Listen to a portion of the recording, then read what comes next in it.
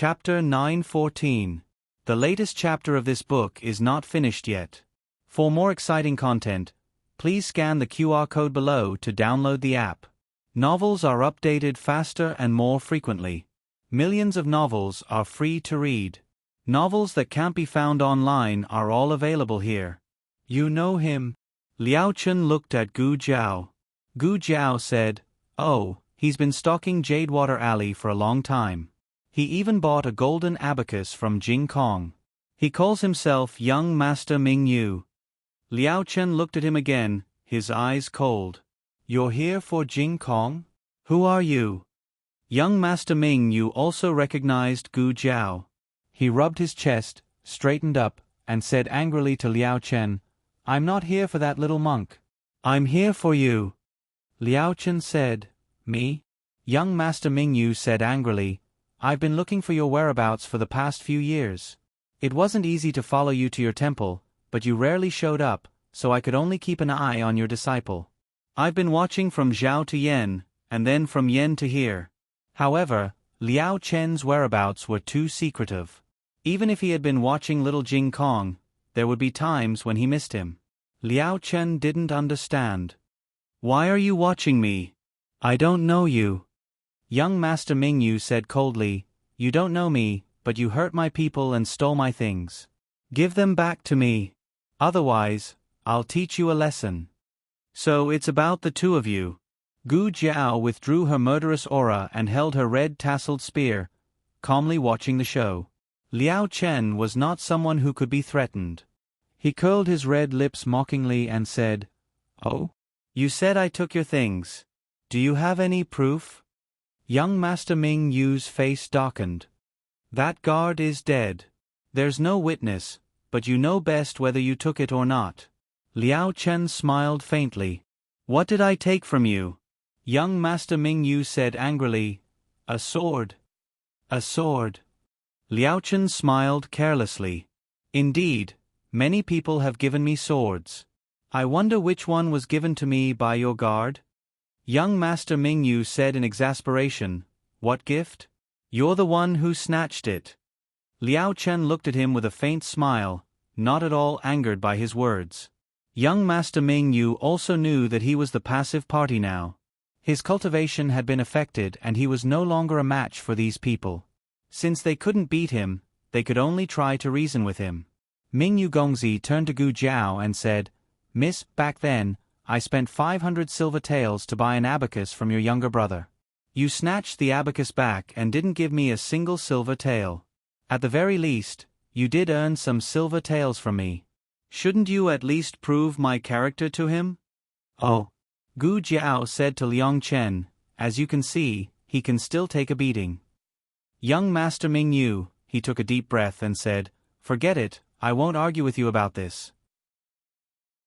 That sword is a treasured sword that my father spent a lot of effort to find. My father passed away and it's the only thing I have left in this world. You can name a price. I'm willing to make a deal with you." Liao Chen's interest was piqued by this man's generosity. "What does your sword look like?" Young Master Ming Yu said, "It's a black iron sword. The scabbard and hilt are engraved with sapphire blue peacock feathers." Liao Chen narrowed his eyes and said thoughtfully, "Now that you mention it, I do think I've seen such a sword before." A trace of eagerness flashed across young Master Ming Yu's eyes. "As long as you're willing to return it to me, I'll pay you however much you want." Liao Chen spread out his hands. "Unfortunately, you're too late. The sword isn't with me. I thought it was too heavy so I threw it away." Young Master Ming Yu was stunned. Threw it away? How could that be? You better not lie to me." Gu Jiao thought, "Why would I lie to you? Is it strange that a prodigal monk who threw the Fushi zither into a charcoal brazier would throw a sword to you?" Liao Chen said innocently, "I'm not lying to you. Believe it or not, I really threw it away." "Where did you throw it?" Young Master Ming Yu asked. Liao Chen smiled. "I don't remember. I threw away so many things. How can I remember them all?" Young Master Ming Yu choked. "Let's go."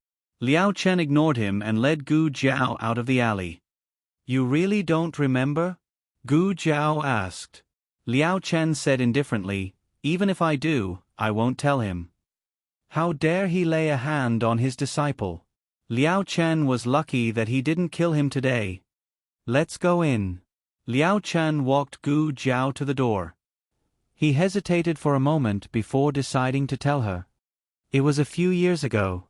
In the Yen Kingdom, I didn't take the initiative to rob him. It was his bodyguard who delivered it to me. His bodyguard bullied a weak old man in the tea shed. I couldn't stand it and taught him a lesson. I wasn't interested in weapons, so I sold it to a blacksmith shop near Shang City. Gu Jiao suddenly understood. I see. In the alley, the guard in gray found his master. He saw his master holding the wall with one hand and clutching his chest with the other. He seemed to be injured. He strode over and held his master's arm. Master. What's wrong? Are you not feeling well again? Young Master Ming Yu said with a pale face. I went to catch that little monk. Who knew that person would appear? The gray-clothed guard frowned. Was he the one who injured you? My body is getting weaker and weaker. I'm no match for him. Young Master Ming Yu panted. He said the sword wasn't with him. It didn't seem like he was lying. The guard in gray was shocked. What? The sword isn't with him? Then we've been watching his disciple for so long in vain. Master, your condition is getting worse. Why don't we go back? Young Master Ming Yu looked at the dark night and said with a complicated expression, without the sword, we can't go back. That night, Gu Jiao rested in the Jade Water Alley. Dukan left the imperial palace and took a carriage back to his servant's residence. Manager Zhang also came to Zhao country. He smiled and said to Dukan, Young master, no, you should call her Mississippi. Will you be sad if Miss doesn't come back tonight? Dukan smiled. What's there to be sad about? She's been with me for so long. It's right for her to go back and accompany her mother. I'm more than happy to have another person doting on her. Right. Remember to count the dowry. I feel like it's not enough and want to buy more. The wedding date has been brought forward to next month. We have to hurry. Go tomorrow. Manager Zheng was dumbfounded. Duke, it can't be. This isn't enough? It's already 10 miles of red dowry, okay? Even marrying a princess wouldn't be so extravagant.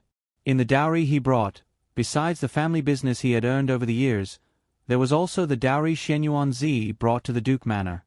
When he used up all his family's wealth to collect the corpses of the Shenyuan family's sons, he didn't touch Shenyuan Zi's dowry. Now, he brought it all to Gu Jiao. Even so, he still wanted to give her more. The next day, Manager Zhang made a trip to Jade Water Alley. Normally speaking, Dukan should have come to visit Yao Shi, but Yao Shi was a female, so it was somewhat inconvenient. Thus, Dukan only had Manager Zhang deliver some of the specialties of the Yen Kingdom. This could be considered a greeting. Yao Shi warmly said, Duke is considerate. Please thank him for me. Yao Shi had the servants prepare a gift in return. The next time Gu Jiao went to visit Duke N, she would bring it along with her. After Manager Zhang left, Gu Jiao prepared to go out. She had already greeted her husband last night, but she still hadn't seen her grand aunt. She planned to go into the palace in a while. Coincidentally, Yao Shi also wanted to buy Gu Jiao a few sets of beautiful jewelry. Although the family didn't lack jewelry, they were all old styles. She wanted to let her daughter personally choose. The mother and daughter pair carried Gu Xiaobao and took the candied fruits made by their grandaunt and sat in the carriage. Their trip today was to first buy jewelry together and then go into the palace to visit their grandaunt. Grandaunt, Gu Xiaobao said. Gu Jiao looked at him curiously. Yao Shi smiled and said, every time the Empress Dowager comes, she gives him good food. He really likes grandaunt. Today, Gu Xiaobao was wearing tiger-headed shoes and a tiger-headed hat. He looked fierce and cute. Gu Jiao couldn't hold back and gently pinched his little cheeks. Do you want Jie to hold you? Yao Shi asked. Gu Xiaobao dove into his mother's embrace and excitedly kicked his little legs. The three arrived at the capital's largest jewelry store, Bao Lin Pavilion. Gu Xiaobao didn't like to walk. Yesterday, when he opened the door for Gu Jiao, he had already walked a month's worth of steps.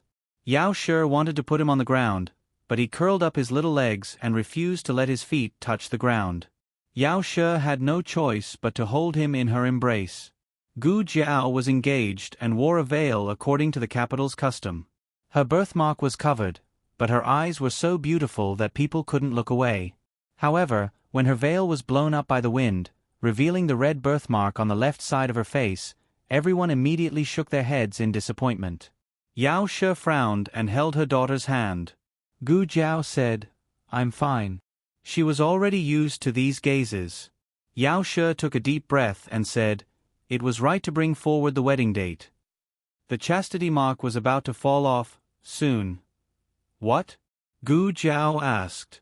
Yao Shi's eyes flashed and she smiled. I'm saying, it's good that your wedding date was brought forward."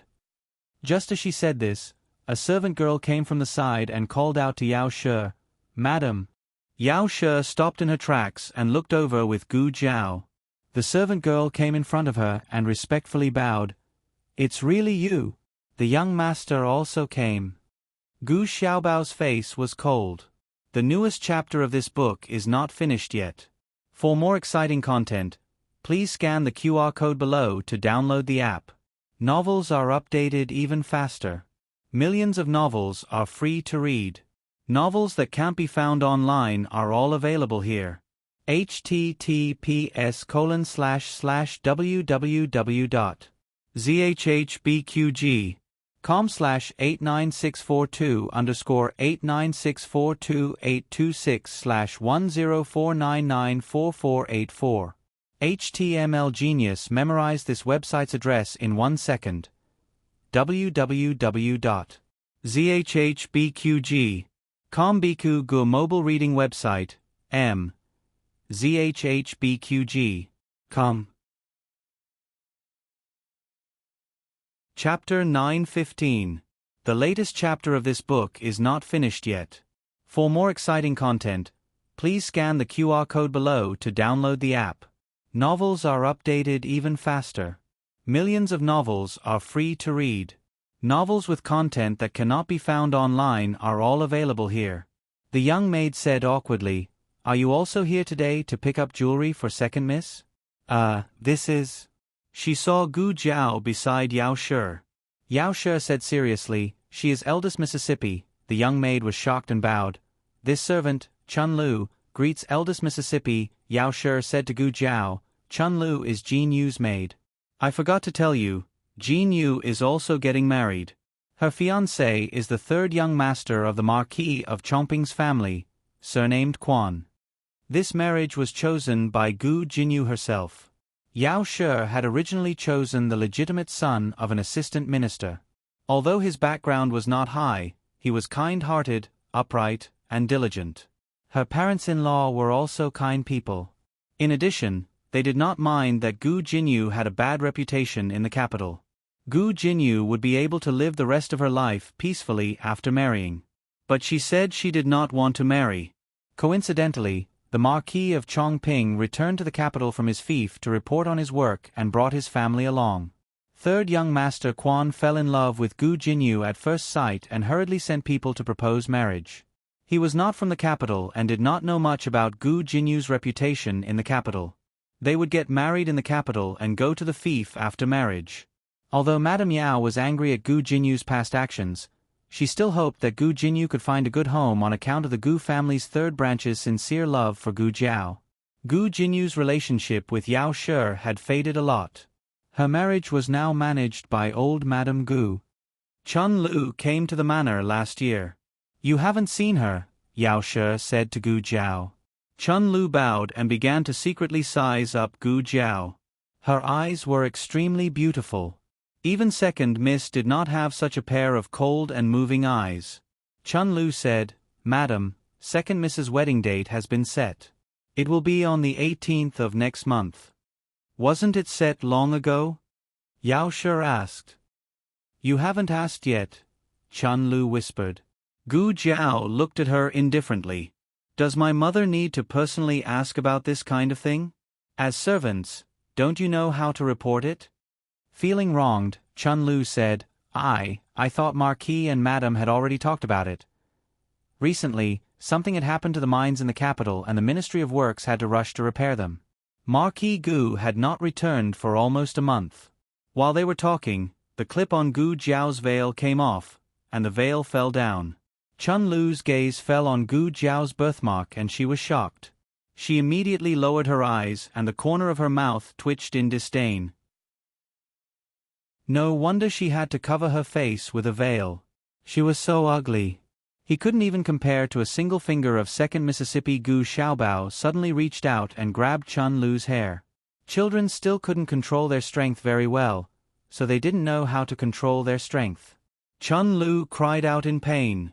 She reached out to pull Gu Xiaobao's hand away. Gu Xiaobao held on tightly. The more she pulled, the more pain she felt. In the end, her tears came out. Xiaobao. Madame Yao's expression changed. She quickly grabbed her son's small arm. You can't grab people. Let go. Gu Xiaobao did not let go. Madame Yao panicked. He's not like this usually. He doesn't grab people or hit people. What's wrong with him today? Chun Lu cried out in pain. All the customers in the shop looked at her. If an adult bullied her, perhaps someone would come forward to help. But she was grabbed by a 1-year-old child. How could they help? Gu Xiaobao was a little fierce today.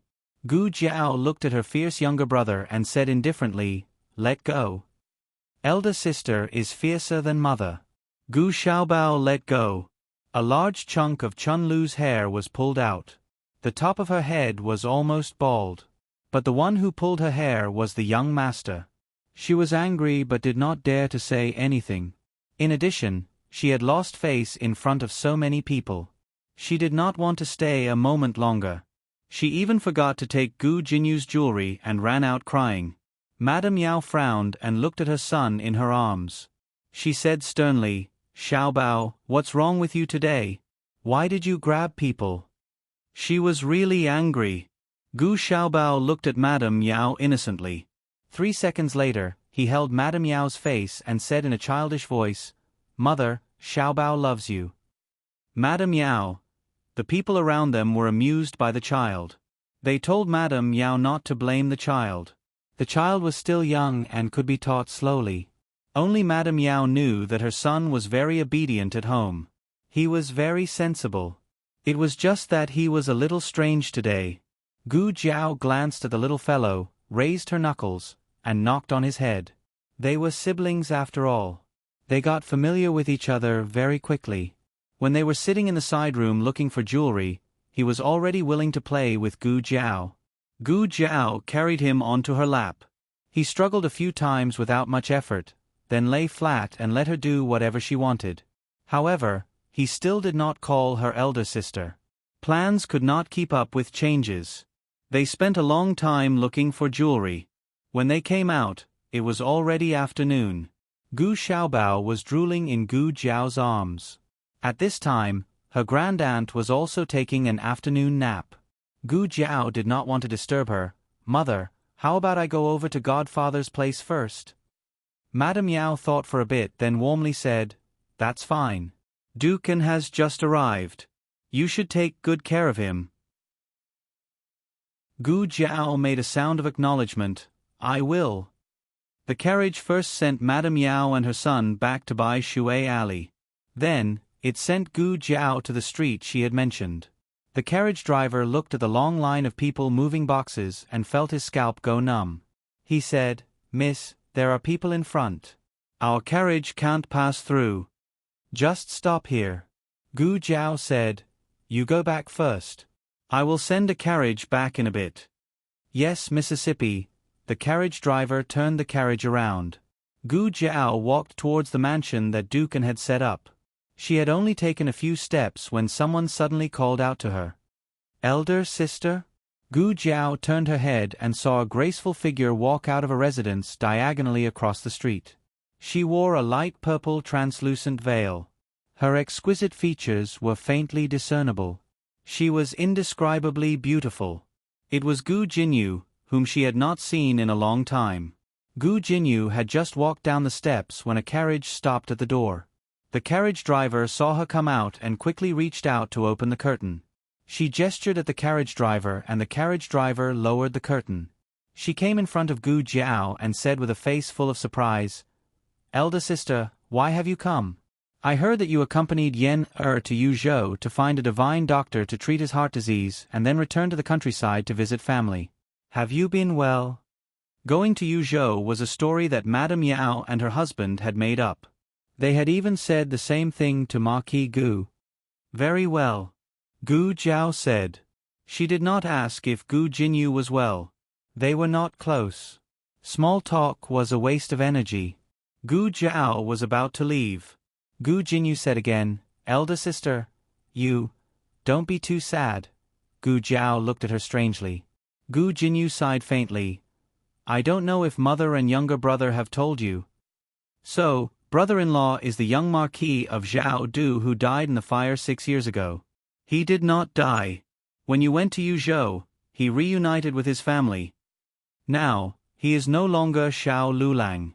He has regained his identity as the young Marquis. It was His Majesty who decreed that he had regained his identity. If elder sister does not believe me, you can go to the palace and ask His Majesty and the Empress Dowager for confirmation."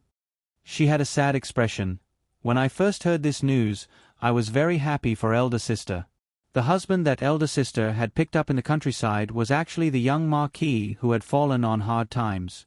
What kind of good fortune is this? In the future, elder sister will be the young Marquis wife and the future mistress of Marquis Schwamping's residence. But I never expected that just a few months ago, news of the young Marquis marriage alliance with the Yen kingdom came from the palace." Speaking of this, Gu Jinyu looked at Gu Jiao with eyes full of heartache and regret. But Gu Jiao clearly saw some joy. "My reputation was in tatters. I thought that I would never be able to get married in this lifetime. Who knew that I would be chosen by the legitimate son of Marquis Chongping? And you, elder sister, who had always been above me, have become the young Marquis wife." After not seeing her for a year, Gu Jinyu had changed a lot. It seemed that she had been pleasing old Madame Gu recently. Marquis Chongping was a marquis with real power. He guarded the eastern border of Zhao country together with Marquis Schwamping's younger brother, General Wei Yuan. He doted on his youngest son the most. No wonder old Madame Gu changed her usual behavior and doted on Gu Jinyu. Tears welled up in Gu Jinyu's eyes. "I heard that back in the countryside, elder sister had to scrimp and live frugally in order to support the young Marquis's education. You suffered a lot. Originally, I thought that after suffering was over, the good would come. Who knew that you would be demoted?" Gu Jiao said, "You seem to really care about me." "Of course I care about elder sister." Gu Jinyu's voice was choked with emotion. "Elder sister, you don't know. The young Marquis's fiancée is the daughter of the Duke of Yen. Behind her is the Empress of Yen and the entire Xian Yuan family." With this kind of background, not only can Ah Ding and Marquis Fu not afford to offend her, I'm afraid that even His Majesty and the Empress Dowager would not dare to easily stand up for elder sister. She raised her hand and pointed at the dozens of guards carrying the boxes. "Elder sister, do you see that? That manor is the one the Duke of An bought for his daughter's marriage. It's even bigger than Ding and Marquis Fu. Last night, I saw them bring hundreds of dowry. Today they actually bought so much from outside." As she spoke, she moved closer to Gu Jiao and whispered in Gu Jiao's ear, "Elder sister, are you jealous?" Digression. The third watch is here. Love Mud, the newest chapter of this book is not finished yet. For more exciting content, please scan the QR code below to download the app. Novels are updated even faster. Millions of novels are free to read. Novels with content that can't be found online are all available here. https://www.zhhbqg com/89642-82642-826/104994412. HTML Genius remembers this website's address in 1 second. www.zhhbqg.com Biku Gur mobile reading website. zhhbqg.com. Chapter 916. The latest chapter of this book is not finished yet. For more exciting content, please scan the QR code below to download the app. Novels are updated even faster. Millions of novels are free to read. Novels with substance that cannot be found online are all available here. Gu Jiao did not answer Gu Jinyu's words. Instead, she looked at the long line of people moving boxes outside the residence. She made a sound and said, "Right? You also think that it's too extravagant?" Gu Jinyu smiled and glanced at Gu Jiao. Of course it's extravagant for the daughter of an aristocratic family to marry. When elder sister got married in the countryside, she probably did not even have a dowry, right? No wonder elder sister feels uncomfortable. If it were me, I would also find it hard to accept. The husband that she gave up became someone else's in the end. It's a pity for elder sister's efforts all these years. If elder sister had known, she would have listened to father and severed ties with Xiao Hang. After all, it was elder sister who did not want him. Before the news spread to the capital, father might have been able to find a good marriage for elder sister. Now that the entire capital knows that elder sister is the wife who was cast off by the young duke, who would dare to marry elder sister? On the other side, a box was stuck in the carriage. They could not push it or pull it out. Gu Jiao went over to help. Gu Jinyu sighed at her. This time, she did not manage to stop Gu Jiao. She thought for a moment and chased after Gu Jiao. Second miss. A servant girl chased after her. "Where are you going? Didn't you say that you were going to the shop to get the jewelry? You can also go to the embroidery shop to change the size of the wedding dress." Gu Jinyu looked at Gu Jiao's back and said, "It's the same if I go later. My silly elder sister is going to embarrass herself. I should stop her. Elder sister, don't be rash." She chased after Gu Jiao to the carriage. A coachman was standing in the carriage, unloading the goods. He tried to push the box out, but it was stuck. Not only that, his fingers were also stuck. Gu Jiao looked and drew a dagger from her waist. She was about to pry open the box when Gu Jinyu grabbed her wrist. "Elder sister, what are you trying to do? No matter how unhappy you are, you can't do something like destroying someone else's dowry." Everyone turned to look at the two of them. The people who came to deliver the goods were local shop assistants from the capital. They didn't know Gu Jiao and naturally didn't know that she was the young mistress of this mansion. Gu Jinyu quickly said to everyone, "Apologies, I am the second young miss of Marquis Ding and Manor. She is my older sister. She just took things too hard for a moment, but I think she did not do it on purpose. Please do not blame her."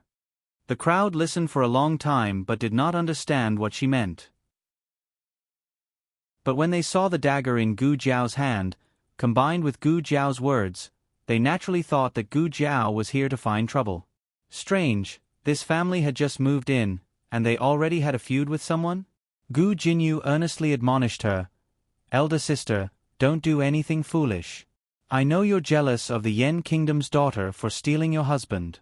But no matter what, you can't do such a thing in front of so many people. If you do this, what will happen to your grandfather's face? What will happen to your father's face? What will happen to your brothers and the entire Marquis Ding and Manor's face?" This time, everyone understood.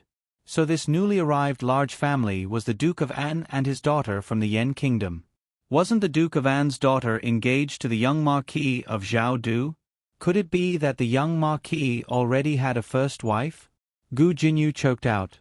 "When the young Marquis was in trouble in the countryside, you saved the young Marquis and made him your husband. Now that he has recovered his identity, even though my heart aches that elder sister only found out the truth today. So this girl had once saved the young Marquis and forced the young Marquis to marry her? And she never knew about the young Marquis's past? The young Marquis was not even willing to tell her his past. It could be seen that he did not sincerely want to marry her. He must have been threatened by her. Gu Jiao looked at Gu Jinyu, her expression indifferent.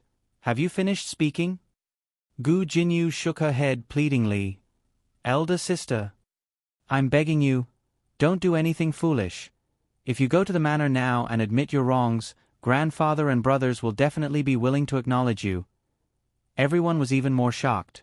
So this eldest young miss had never been acknowledged by the manor? A shop assistant muttered softly. I think I heard. Eldest young miss grew up in the countryside. She's not presentable. Gu Jiao glanced at Gu Jinyu speechlessly. She retracted her hand and stabbed the bottom of the box with the dagger. Elder sister. Gu Jinyu's face turned pale. Before anyone could stop her, Gu Jiao had already pried the box open. The coachman on the horse carriage had successfully taken out his swollen finger and he heaved a sigh of relief. If he had been any later, his finger would have been crippled. Outside the horse carriage, a shop assistant looked at the box that Gu Jiao had brought down and said in shock, Aya. The box is spoiled. This is a top-quality mahogany box. It's filled with this year's fashionable jewels. It can't be spoiled too, right? It had been spoiled in the process of moving it. If someone were to ask for responsibility, these shop assistants would not be able to pay for it even if they sacrificed their lives. Gu Jinyu said bitterly, Elder sister, I already told you not to be like this. No matter how unhappy you are, you can't vent your anger on these things. Just as she finished speaking, there was a commotion in the crowd. Then they heard the coachman whose finger had been saved by Gu Jiao say, Oh no, the steward of the Duke's public house is here. Gu Jinyu looked at Gu Jiao and her lips curled in disdain. Elder sister, don't be rash later. That person is the head steward of the Duke's public house. If you offend him, then... She was only halfway through her sentence when the steward came in front of Gu Jiao with a murderous aura. He glared fiercely at Gu Jiao. Who told you to move the box? Gu Jinyu said softly, Steward, don't be angry with my elder sister, my elder sister. Doesn't your hand hurt? Steward Zhang said with his hands on his hips. Gu Jinyu was stunned. The other coachmen were also shocked. Steward Zhang had learned the language of the country of Zhao. He was speaking the language of the country of Zhao, so everyone present could hear him clearly. He had just been asking, Does your hand not hurt? Gu Jinyu blinked in confusion and came in front of Steward Zheng. Standing next to Gu Jiao, she said, I am truly sorry. My elder sister broke your box, but don't worry. Our Ding and Marquis Manor will definitely compensate for your losses. I ask that you do not blame my elder sister. My elder sister is just too upset, too angry. Steward Zhang glared at Gu Jinyu and unhappily said, Who are you? I am speaking with my family's young miss. What are you interrupting for? Gu Jinyu was once again stunned. She suspected that she had heard wrong. Your family's young miss? Steward Zheng said, That's right. She is my family's young miss. Everyone sucked in a breath of cold air. Gu Jinyu was flabbergasted. Her mind went blank. Steward Zheng was a very astute person. She kept saying that her family's young miss was sister, but her words were all about her family's young miss. Her family's young miss was low-key and did not like to flaunt her status. Did she think that she had caught her family's young miss in a pigtail? Oh my, the Duke's manor did not have a tradition of taking in concubines. The inner residence was peaceful. He had no place to display his skills. Coming to the country of Zhao, he had encountered it. Steward Zhang rolled up his sleeves and took 2 steps towards Gu Jinyu. He arrogantly said, My family's young miss is the Duke's beloved daughter. These things all belong to my family's young miss. My family's young miss can break them however she wants. Even if she takes them all and burns them for fun, she will be happy to do so. What does it have to do with you? Gu Jinyu was rendered speechless by the rebuke. Steward Zhang advanced step by step, forcing Gu Jinyu to retreat step by step. Steward Zhang chuckled, Don't keep calling her elder sister. Are you worthy of being related to my family's young miss? Gu Jinyu was dumbfounded. What on earth was going on? Hadn't she been divorced by the young Marquis? How did she become Duke Anne's Manor's young miss? She was clearly just a girl who grew up in the countryside. She didn't know if it was because she was too shocked or too jealous, but her entire body trembled lightly. Her fingernails dug into her palms, almost drawing blood. She looked at Gu Jiao in disbelief. Didn't you go to Yuzhou? How did you? Just at this moment, another horse carriage came from another direction. It was the old Marquis and Gu Chongqing who had returned from court. Perhaps they had noticed the commotion in front of the Duke's manor. After the two of them got off the horse carriage, they walked over. What happened? Gu Chongqing asked with a frown. Gu Jinyu saw her grandfather and elder brother. At first, she was stunned. Then an idea flashed through her mind. It was as if she had seen her lifesaver. She said with tears in her eyes, "Grandfather, elder brother, elder sister didn't go to Yuzhou. She secretly ran to the country of Yen. She even became the Duke's Manor's young miss. Grandfather had always been the most disciplined. He would never allow his own granddaughter to run off to another family to be their daughter. Moreover, they were from another country. This could be considered treason. Grandfather was a general. He would never tolerate this kind of behavior." Gu Jinyu looked at the old Marquis expectantly. The old Marquis only frowned. "How many times have I told you? You're not my granddaughter. Don't call me grandfather." Gu Jinyu's face turned white in an instant. In the past, no matter how much her grandfather disliked her, he would not make a fuss about it. Now, he had embarrassed her in front of so many servants. Why? Gu Chongqing did not even look at Gu Jinyu. He came to Gu Jiao's side. His cold expression softened. "The sun is so bright. Why did you come out?" "I came to see Godfather," Gu Jiao said.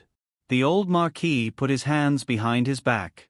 His face was cold as he looked up at the sky. He cleared his throat heavily. A strange feeling rose in Gu Jinyu's heart. Was grandfather jealous? Was he blaming that girl for only looking at Godfather and not grandfather? The latest chapter of this book is not finished yet. For more exciting content, please scan the QR code below to download the app. Novels are updated even faster. Millions of novels are free to read.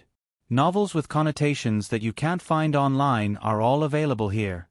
https://www.zhbqg.com/89642_826/104975827. HTML Genius memorized this website's address in 1 second. www.zhbqg.com Biku Gu mobile reading website, zhbqg.com.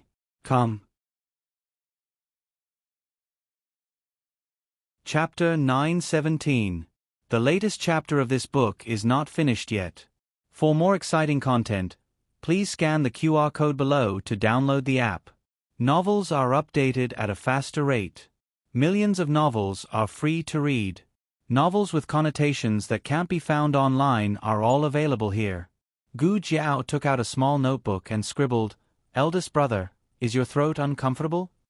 The old duke glanced at it and almost exploded on the spot. "Eldest brother what? You've already fallen off your horse." "Pippi Jiao, as long as I don't admit it, I haven't fallen off my horse." Gu Chongqing rarely saw his grandfather suffer a setback. He couldn't help but smile and said to Gu Jiao, "Are you only here to see your godfather?" Gu Jiao thought for a moment. "General Shen Yuan already had dinner with us last night. All right, there's no harm in seeing him again." Gu Chongqing glanced at his livid grandfather and asked his sister, "What else?" Gu Jiao's eyes darted around. Liao Chen? The old Marquis snorted angrily and left without looking back. Gu Chongqing looked at his grandfather's back view and sighed. "Grandfather, since you're already here, why don't you pay a visit to Duke Ongwa?" Didn't you promise His Majesty to treat Duke Ongwa well in the palace just now? The old Duke didn't stop at all. He made a sharp turn and strode into Duke Ongwa's residence. Gu Chongqing's mouth twitched. Your reaction is too fast. Were you waiting for me to say that?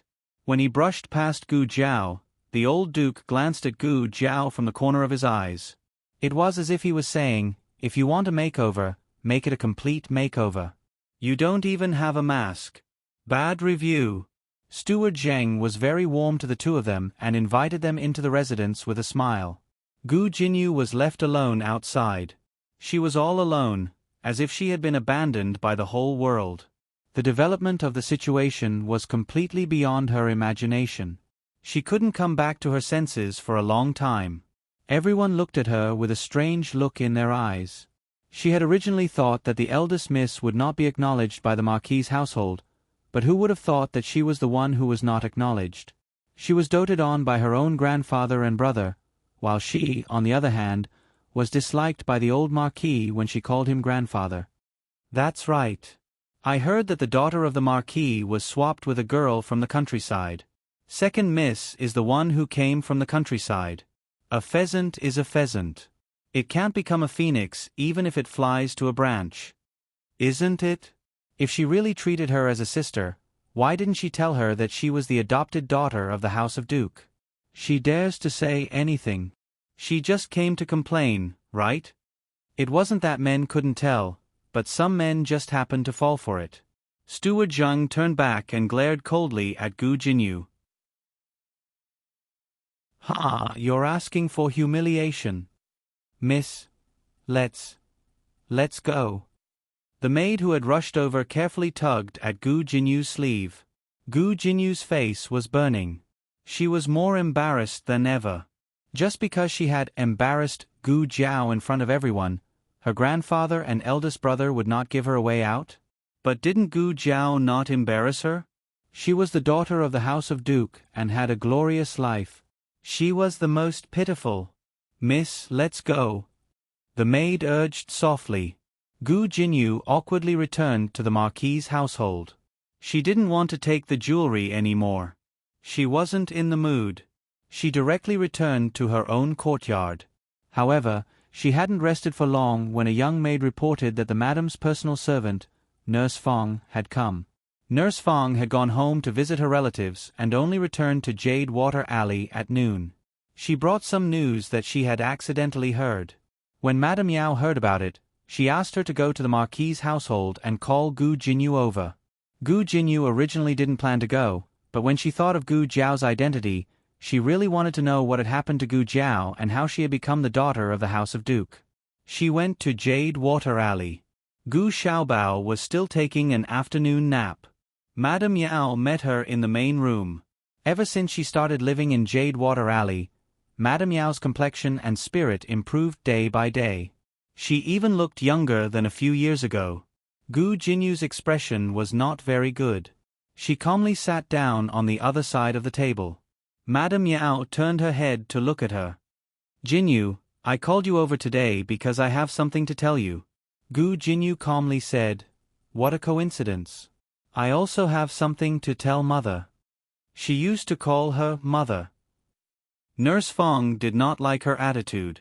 No matter how cold-hearted the eldest miss was, she had never been stern in front of the madam. Madame Yao did not care about her attitude.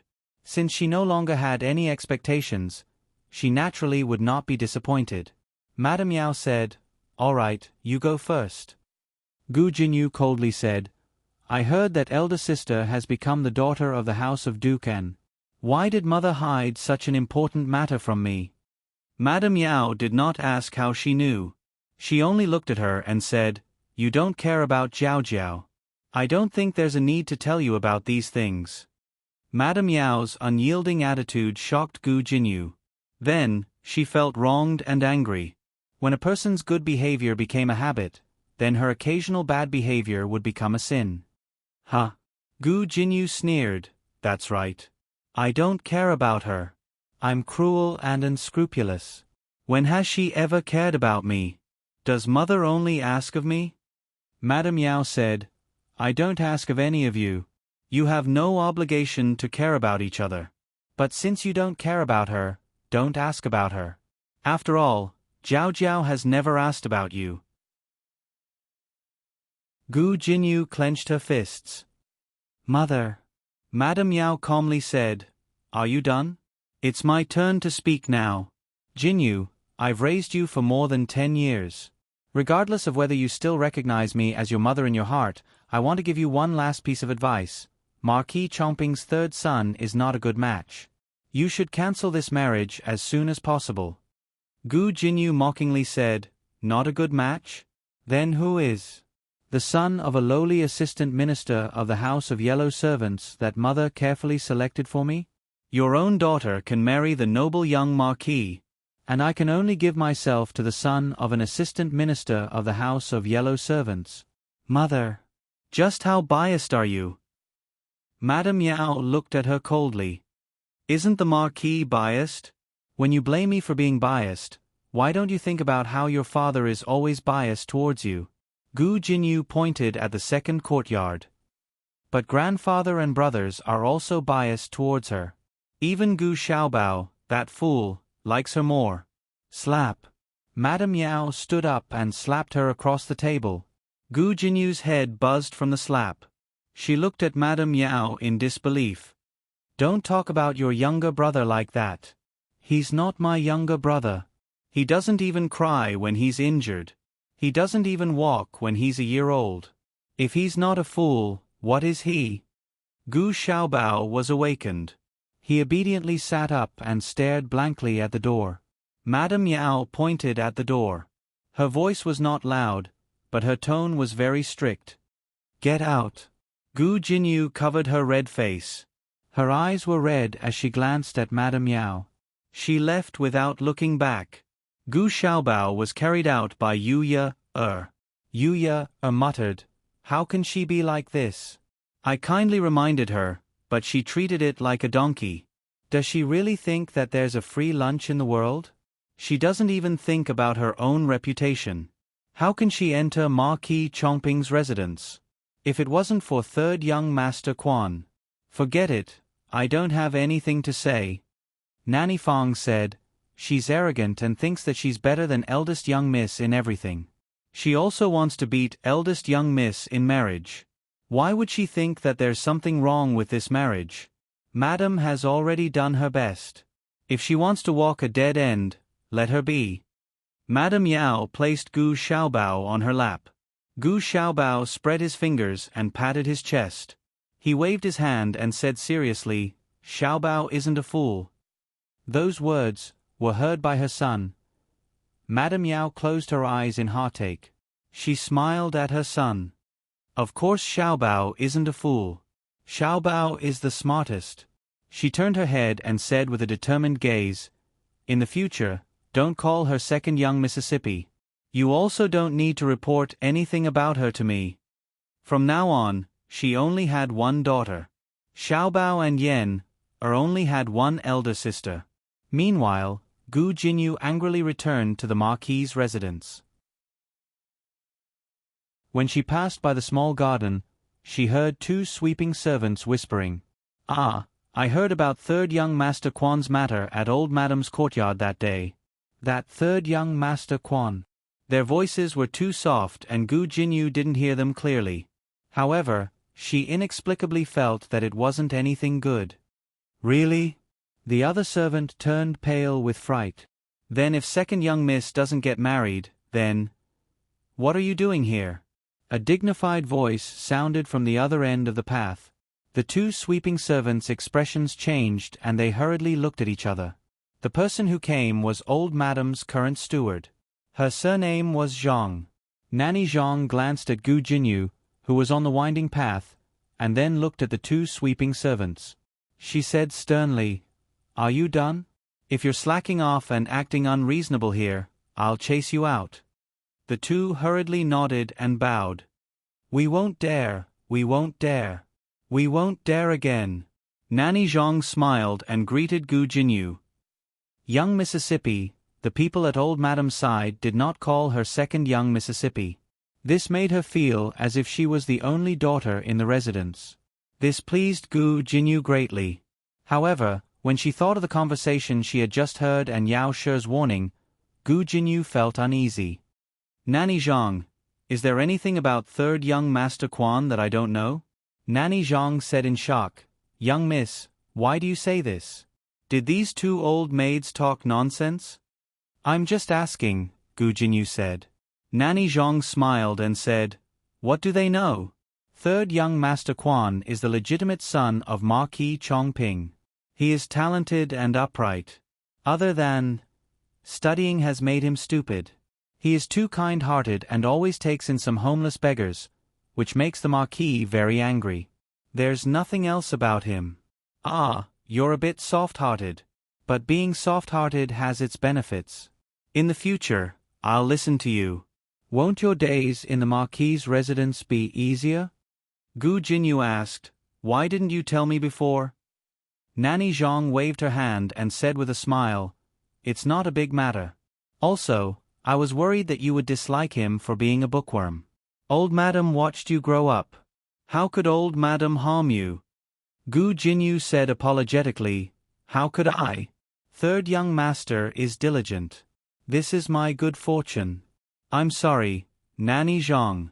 I shouldn't have doubted grandmother's good intentions. Nanny Zhang held her hand and said with a benevolent smile, it's good that you understand. Gu Jinyu smiled slightly. Then, I'll return to my courtyard first. Go. Nanny Zhang released her hand and smiled as she watched her leave.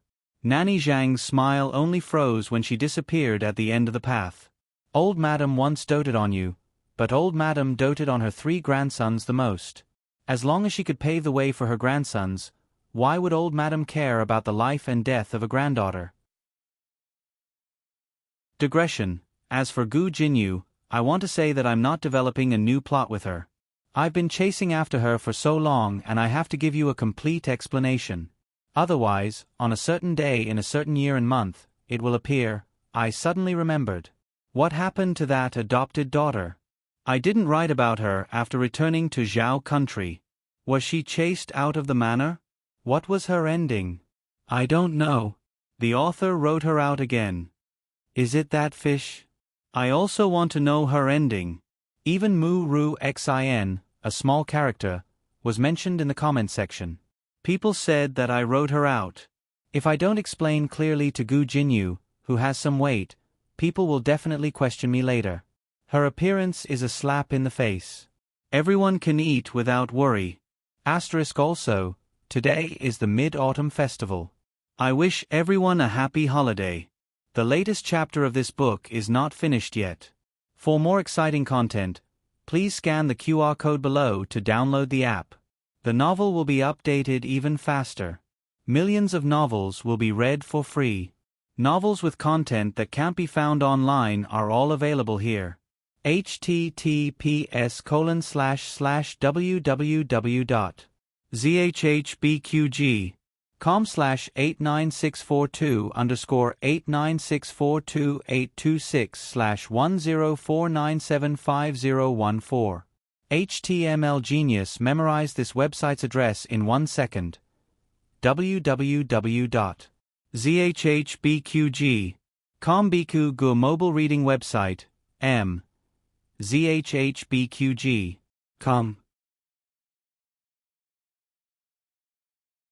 Chapter 9:18. The latest chapter of this book is not finished yet. For more exciting content, please scan the QR code below to download the app. Novels are updated even faster. Millions of novels are free to read. Novels with content that can't be found online are all available here. As for Gu Xiaobao, after sitting on Yao Shi's lap for a while, he began to look around. As if he didn't see anything, he slid down from Yao Shi's lap. Xiaobao is willing to walk? Yuya was surprised. He walked by yesterday and went to open the door for his older sister. Yao Shi's mood improved a lot when she mentioned the 2 children. Gu Xiaobao staggered to the east room and pushed open the door that was slightly ajar from the wind. He peered inside. Yao Shi followed him. He turned around and shook his hands at Yao Shi, saying seriously, No. No what? Yao Shi asked with a smile. Gu Xiaobao didn't say anything. Gu Xiaobao went to the courtyard to search again, but to no avail. Just like yesterday evening, he went to the courtyard entrance and climbed over the high threshold. He stood up and looked around the alley. Yao Shi looked at him with a smile. He turned around and shook his hands again. No. Nanny Fong and Yu Ye were also amused by him. Yu Ye teased. Didn't you say you didn't want older sister yesterday? Why are you looking for her now? Before Gu Xiaobao fell asleep, Gu Jiao was still there. When he woke up, she was gone. Gu Xiaobao was very confused. Yao Shi knew that her daughter wasn't there, but she still let Gu Xiaobao search inside and outside the house. He had finished 2 months of walking today. Looking at his sweaty appearance, Yao Shi couldn't bear it and asked him, Do you want older sister? Gu Xiaobao nodded. The Marquis and Gu Chongqing didn't interfere with Gu Jinyu's marriage. Gu Chongqing left the capital 3 days earlier than Gu Jiao. At that time, Marquis Gu had just annulled the marriage between Gu Jinyu and Royal Prince N. The Marquis had gone to Qishui Pass in the 8th month of last year. At that time, Marquis Chongping had not returned to the capital to report on his work. When he returned from Yen this month, old Madame Gu was already arranging Gu Jinyu's marriage. Neither grandfather nor grandson said anything. Steward Zhang brought Gu Jiao and the grandfather and grandson pair to the reception pavilion and had someone invite Duke Ongwa over. He had been tired from the journey, and Ongwa Duke was not a general. It was hard to hide the tiredness between his brows.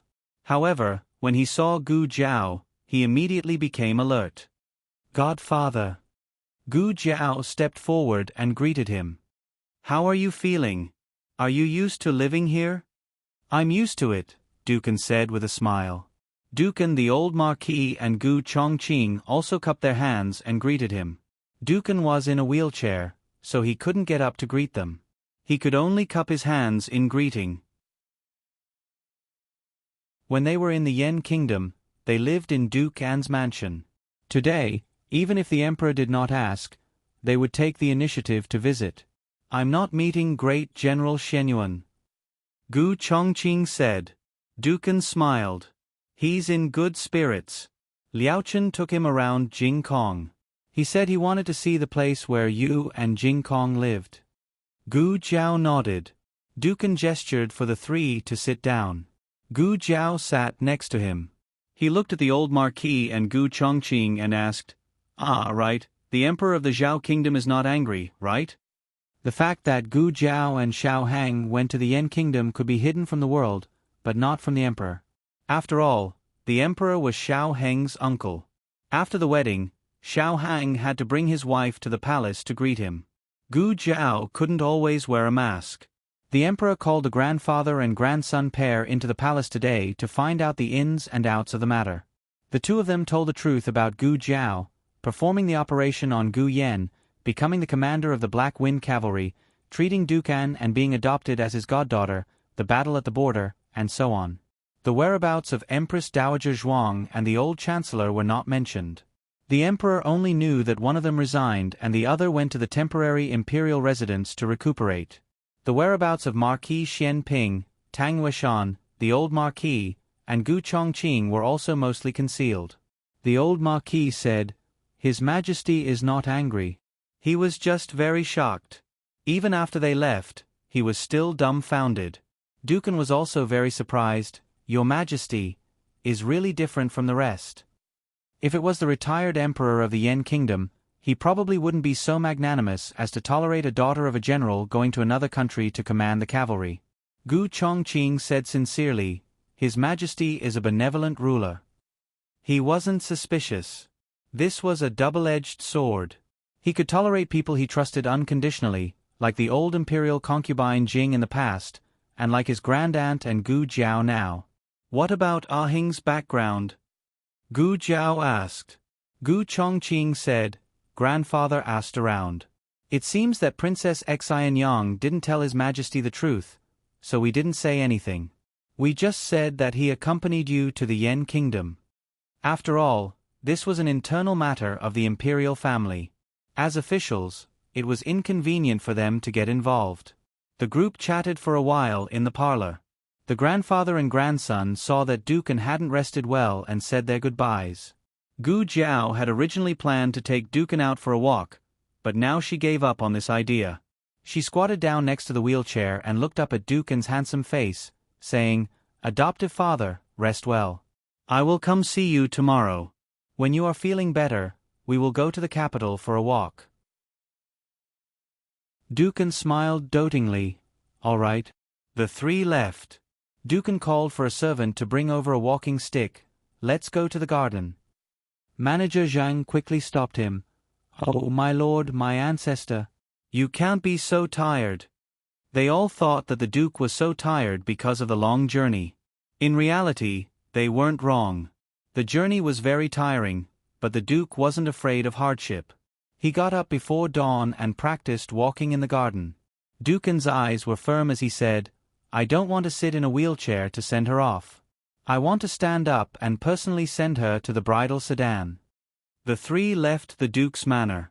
As for Gu Jiao getting married as the daughter of the Duke, the old Duke and Gu Chongqing didn't mind at all, but it wasn't completely true to say that they minded too much. Having experienced life and death together, they knew very well what kind of person Gu Jiao was. She didn't want to climb up the social ladder. Moreover, Gu Jiao had grown up in the countryside and hadn't eaten a single grain of rice from the Duke's manor. She was free to recognize whoever she wanted. It was impossible to bind her with the rules of the world. Otherwise, she wouldn't have been so bold as to become sworn brothers with the old Duke. She was full of power, far more powerful than anyone could see. "Jiao Jiao, where are you going?" "I'll send you off," Gu Chongqing asked. He knew that his sister wouldn't go to the Duke's manor, so he didn't ask her to come to the manor. "I want to make a trip to the palace," Gu Jiao said truthfully. Gu Chongqing said, "That's fine. Great-aunt misses you. Take my carriage. Go early and come back early." "I still have matters to attend to," the old Duke said indifferently. "What matters?" Gu Chongqing looked at his grandfather in confusion. After winning the battle, the emperor had granted him and his grandfather an entire month of leave. He was very free after this, okay? The old Duke said seriously, "Come with me to Grand Secretary Yuan's home." Upon hearing Grand Secretary Yuan's home, Gu Chongqing's expression froze. He had almost forgotten that in order to find an excuse to disappear from the capital, he had acted out a play with Grand Secretary Yuan's granddaughter. Gu Jiao looked at a certain person with schadenfreude, the corners of her lips curling up. "If that's the case, you don't have to send me off, so as to not make Miss Yuan wait too long. I have a carriage, so I'll go first." After saying this, she sat in the Duke's manor's carriage. Gu Chongqing closed his eyes with a headache, then turned to look at the old Duke. "Grandfather, The old Duke put his hands behind his back and strode forward. "I've prepared everything for you. Get in." Gu Chongqing gritted his teeth. "Don't you already know that I went to Jiangnan to find the phoenix and propose marriage to cover up the truth?" Back then, he had agreed that if he couldn't find the phoenix, he wouldn't have the face to propose marriage to the Yuan family's little nun. The little nun was dejected and went back to Buddhism, never to marry again. "Forget it, I'll go. There aren't any phoenixes anyway." Gu Chongqing got into the carriage without fear. As soon as he sat down, he saw 2 bird cages on the floor. Inside each cage was a phoenix that was brimming with energy. Gu Chongqing. The old Duke thought, "You're still too inexperienced to fight with grandfather." When Gu Jiao arrived at the palace, she realized that she had forgotten to bring the token of Ranshou Temple. The guards at the palace gate were new and had never seen Gu Jiao before. Gu Jiao thought about sending someone to pass the message. At this moment, the family's carriage drove over. "My lady." It was Yu Ye's excited voice. Gu Jiao lifted the curtain and turned to look. "Yu Ye, Xiaobao." Yu Ye carried Gu Xiaobao down from the carriage. Gu Jiao also hurriedly got down from the carriage. "Why are you here?" Yu Ye smiled. "After Xiaobao woke up, he was looking for you everywhere. Madam said that you would definitely go to the palace, so she asked me to bring Xiaobao there first. The little guy would still look for her. Gu Jiao unexpectedly pinched Xiaobao's face. Gu Xiaobao's face was cold. What's the matter? Gu Jiao asked with a smile. Gu Xiaobao turned his small body and buried his head in Yu Ye's arms. Yu Ye said to Gu Jiao silently, angry. Over. Gu Jiao laughed and carried the little guy over.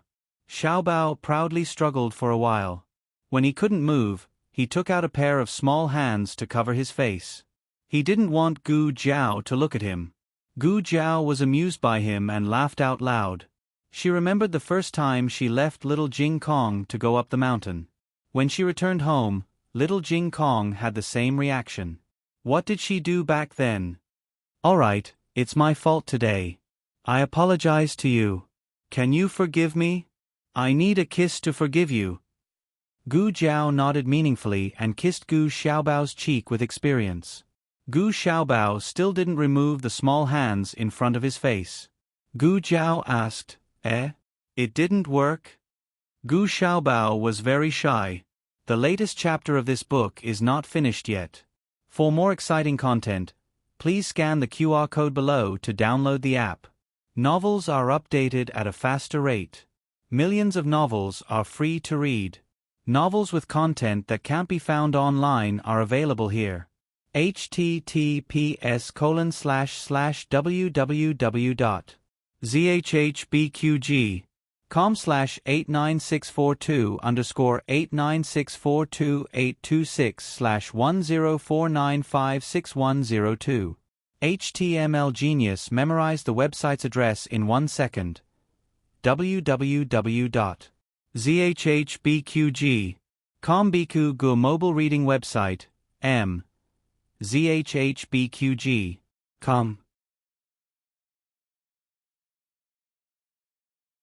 Chapter 919. The latest chapter of this book is not finished yet. For more exciting content, please scan the QR code below to download the app. Novels are updated faster. Millions of novels are free to read. Novels with content that can't be found online are all available here. Gu Xiaobao was a frequent visitor to Rancho Palace. Gu Jiao hugged him and enjoyed the privilege of entering the palace with her face. Gu Xiaobao had used up all his power when he was looking for his sister in by Shui Alley, so he couldn't walk anymore.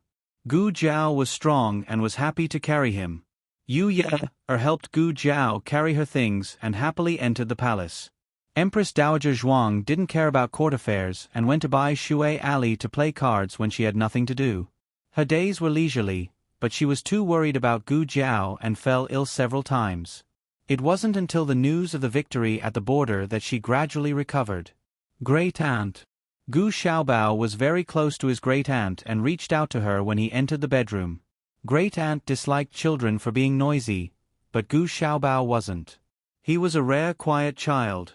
Great Aunt allowed Eunuch Qin to carry him over. Eunuch Qin smiled and walked forward. Miss Gu, you're finally back. The Empress Dowager missed you every day and didn't eat or drink. If you didn't come back, the Empress Dowager would go to Yen Kingdom to find you. Eunuch Qin tactfully swallowed his words. Give him to me. Eunuch Qin reached out to carry Gu Xiaobao. Gu Xiaobao turned away. He didn't let him carry him. Eunuch Qin sighed. Let me do it. Gu Jiao said. Then, I'll go make tea. Eunuch Qin smiled and left, taking the palace maids with him. Empress Dowager Zhuang was sitting by the window drinking tea. Gu Jiao walked over and sat beside her. She softly greeted, Great Aunt. Empress Dowager Zhuang snorted. Yu Ye curtsied. Empress Dowager. Empress Dowager Zhuang. Yes. Gu Jiao. Wait, is there such a difference in treatment? Gu Xiaobao climbed behind Empress Dowager Zhuang and sat for a while. He found it quite boring and climbed down. Yu Ye placed the food box on the table and carried him out to play.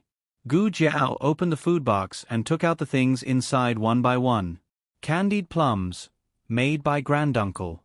Rose cakes, made by my mother. Empress Dowager Zhuang's face was sour and she was unmoved. Gu Jiao took out a small box from the bottom. Peach cake. I made it. Empress Dowager Zhuang's expression eased a little. But in the next second, her brows furrowed again. Who allowed you to enter the kitchen? Does Jia lack a peach pastry or something? Do you think the food you cook is delicious? Gu Jiao suppressed the smile on her face and mischievously reached out to grab the box. Oh, then I'll take it back. Empress Dowager Zhuang hugged the peach cake and glared at her with hidden bitterness. Gu Jiao laughed so hard that she fell back into her chair. The sun was shining brightly, and the girl's smile was beautiful. Empress Dowager Zhuang snorted, but the corners of her lips unconsciously curled up, and tears flashed in her eyes. Her Jiao Jiao was back. She was back with her tail intact. A lot of things had happened in the year that Gu Jiao was not in the capital. First, Crown Princess Wen Linlang died of illness. Then, Empress Xiao selected 2 concubines for the Crown Prince. To Gu Jiao's surprise, one of the concubines was actually concubine Rui Wang's younger sister. Her name was Du Xiaoyun. Gu Jiao had a little impression of her because when she first came to the capital, she met Du Xiaoyun several times. Du Xiaoyun was Wen Linlang's loyal supporter and regarded Wen Linlang as the perfect goddess in her mind. She wondered how she felt when she was selected to be a concubine in the East Palace. Du Xiaoyun's belly was very strong. She was pregnant 3 months after entering the palace. Now, she was 5 months pregnant. Empress Xiao once told Empress Dowager Zhuang that if Du Xiaoyun could give birth to a son for the crown prince, she would ask the Empress Dowager to make her the crown princess. In addition, Rui Wang showed his skills in the court and was valued by the emperor. The emperor appointed him as an imperial envoy to Jiangnan to observe the situation of the people. Concubine Rui Wang and her son traveled with him and had already set off. What about Prince Ning? Gu Jiao asked. Empress Dowager Zhuang sighed. He's still the same. He's still confined in the mansion. Ever since Chu Yu separated from him, his temperament changed a lot. I heard that he has been secretly sending people to inquire about Chu Yu's whereabouts. Unfortunately, he didn't find anything. Prince Ning clearly had Princess Ning in his heart. He just couldn't get Wen Linlang when he was young. Unfortunately, he realized it too late. Chu Yu was long gone. It was too late for him to regret. What about Zhuang Yuheng? Is there any news of him? Gu Jiao asked again. You have a lot of people on your mind. Empress Dowager Zhuang said this, but in her heart, she knew that Gu Jiao was worried about her. Whether it was Prince Ning or Commandery Prince An, they were both children that she had truly loved. No one expected that Grand Tutor Zhuang, Prince Ning's grandfather, not only did not discipline Prince Ning, but also secretly urged Prince Ning to rebel.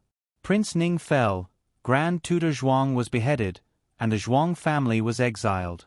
Zhuang Yuheng was first expelled from the family by Grand Tutor Zhuang, and then he performed meritorious deeds. He could have stayed in the capital, but he was exiled without hesitation. When the Zhuang family was at its peak, he gave up his glory and left the Zhuang family. When the Zhuang family fell into a quagmire, he gave up his bright future and returned to the Zhuang family. Thinking of him, Empress Dowager Zhuang felt distressed and regretful. Her heart was filled with emotions, but no one dared to ask or mention it. Only Gu Jiao could make her speak. Empress Dowager Zhuang let out a long sigh. He became a teacher at a small private school at the border. He teaches during the day and helps people write letters at night. He copies official documents and earns a small amount of money to support his family. Although he was exiled, Zhuang Yuheng himself was not a criminal. Therefore, he could teach at a private school. Even so, his days were still very hard. Zhuang Yuheng himself didn't think it was hard. When the people sent by Empress Dowager Zhuang asked him how he was doing, he said that Xiao Lulang had suffered all these hardships before. If Xiao Lulang could endure it, he could too. Empress Dowager Zhuang snorted. You're still competing with Lulang. By the way, Xiao Shui sent you a letter. Gu Jiao. Oh. Empress Dowager Zhuang was too lazy to move. She pointed to a place and Gu Jiao went to fetch the letter. There were a total of 6 letters. In ancient times, transportation was not convenient. A letter might take 2 to 3 months on the road. Gu Jiao received 6 letters in the 1.5 years she was gone. It could be seen that the frequency of Xue Ningxiang writing letters was not low. Xue Ningxiang mainly talked about the back of the mountain and her daily life in the countryside. Her handwriting is better than mine, Gu Jiao muttered. The back of the mountain had been reclaimed. According to Gu Jiao's needs, different kinds of herbs were planted. Some of them were expected to be harvested next year. Go Hua was 5 years old. He was very naughty and always ran around the streets. Xue Ningxiang was easy to find.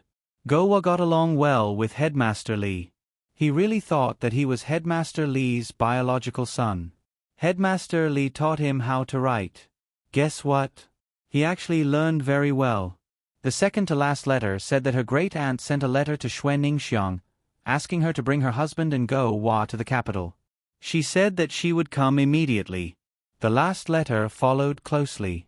Xue Ningxiang was pregnant and couldn't come to the capital for the time being. After the baby was born, she would come to visit her great-aunt and Gu Jiao. Gu Jiao listened to the news for an entire afternoon and read so many letters from Xue Ningxiang. Suddenly, she felt as if a lifetime had passed. When she first transmigrated, Go Hua was only 1 year old. Now, he was 5 years old. Unknowingly, she had already spent 4 years here. Gu Xiaobao staggered in while she was sighing. He stood in front of Gu Jiao and Empress Dowager Zhuang, looking at Empress Dowager Zhuang with an especially innocent and well-behaved expression. "Great aunt," he called out in a childish voice. Empress Dowager Zhuang snorted. "Oh, what trouble did you get into now?" Gu Xiaobao put his small hands in front of him. His right hand pinched the index finger of his left hand. "No." Just as he finished speaking, Yuya and a palace maid from Rancho Palace walked in a panic. The two bowed their heads. Yuya didn't know what it was and didn't know how to report it. The palace maid braced herself and said, "The phoenix seal is broken." Empress Dowager Zhuang's face darkened. A row of daggers flashed through her eyes. Gu Xiaobao walked forward and hugged Empress Dowager Zhuang's hand. "Great aunt, Xiaobao loves you." Empress Dowager Zhuang's body shook. Who taught him that? Gu Jiao had dinner at Rancho Palace before returning. Gu Xiaobao was so tired that he fell asleep. He was snoring sweetly in Gu Jiao's arms. Gu Jiao looked at him. "Oh, this child is so cute." Yuya smiled and said, "Miss, don't be envious. You will soon have a child with the son-in-law." Have a child? Gu Jiao was stunned. The Yuan family. Grand Secretary Yuan and the old Marquis were chatting happily in the parlor. Gu Chongqing felt like he was sitting on pins and needles beside the old Marquis. Suddenly, he caught a glimpse of a figure flashing by outside the window. The other party seemed to look at him. He understood and stood up. "Sorry, I have to go to the washroom." The old Marquis glanced at his grandson with dissatisfaction. Why did he have to go to the washroom? Grand Secretary Yuan smiled and raised his hand. "It's fine. Go ahead. Zhao San, take Gu to the washroom." "Yes." The manservant called Zhao San led Gu Chongqing to the washroom. Gu Chongqing said without a change in expression, "I know the way. You go back first. It'll take me a while." "Yes." Zhao San returned to the parlor. Gu Chongqing turned around and used his qinggong to arrive at a small garden nearby. The little Taoist nun in Taoist robes had been waiting there for a long time. She was holding a newly published novel. The little Taoist nun closed the half-read novel and turned to Gu Chongqing. "You're finally here. If you didn't come, I would have gone to invite you myself." He said, "You had someone call for me just now?" "Yes." The little Taoist nun nodded. He asked, "Is something the matter?" The little Taoist nun glanced behind him, then gave the maid beside her a meaningful glance. The maid understood and walked to a nearby spot to keep watch. The little Taoist nun asked, "How did your grandfather talk with my grandfather?" They. Gu Chongqing recalled how the two elders had hit it off so quickly. His expression was complicated. I'm sorry. I didn't expect my grandfather to find a phoenix. Give me some time. I'll find another way to break off this engagement. The little Taoist nun paused, then probed, if you break off the engagement, won't you have to get married in the future? What? Gu Chongqing didn't understand why she would ask such a question. The little Taoist nun explained, what I mean is that our original plan had a loophole. It's not that easy for me to return to the Taoist temple, especially since my grandmother threatened to kill herself a few days ago. It's the same for you. Even if you break off the engagement with me, your family will arrange another marriage for you until you get married. Gu Chongqing fell silent. Yuan Baolin was right. As the heir to the Marquis estate, he would inherit the Marquis estate in the future. His grandfather wouldn't give up on his marriage. Yuan Baolin thought for a moment, then asked, Are you still the same as before? Don't you want to get married? Amen. Gu Chongqing nodded resolutely. Yuan Baolin said, Me too. I don't want to get married. What's so good about men? I've seen women live to a ripe old age, but all of them die young. Treasure your life and stay away from men. Gu Chongqing was speechless. He had nothing to say to that. Yuan Baolin hugged the storybook in her hands. She rolled her eyes and looked at him with a mischievous smile.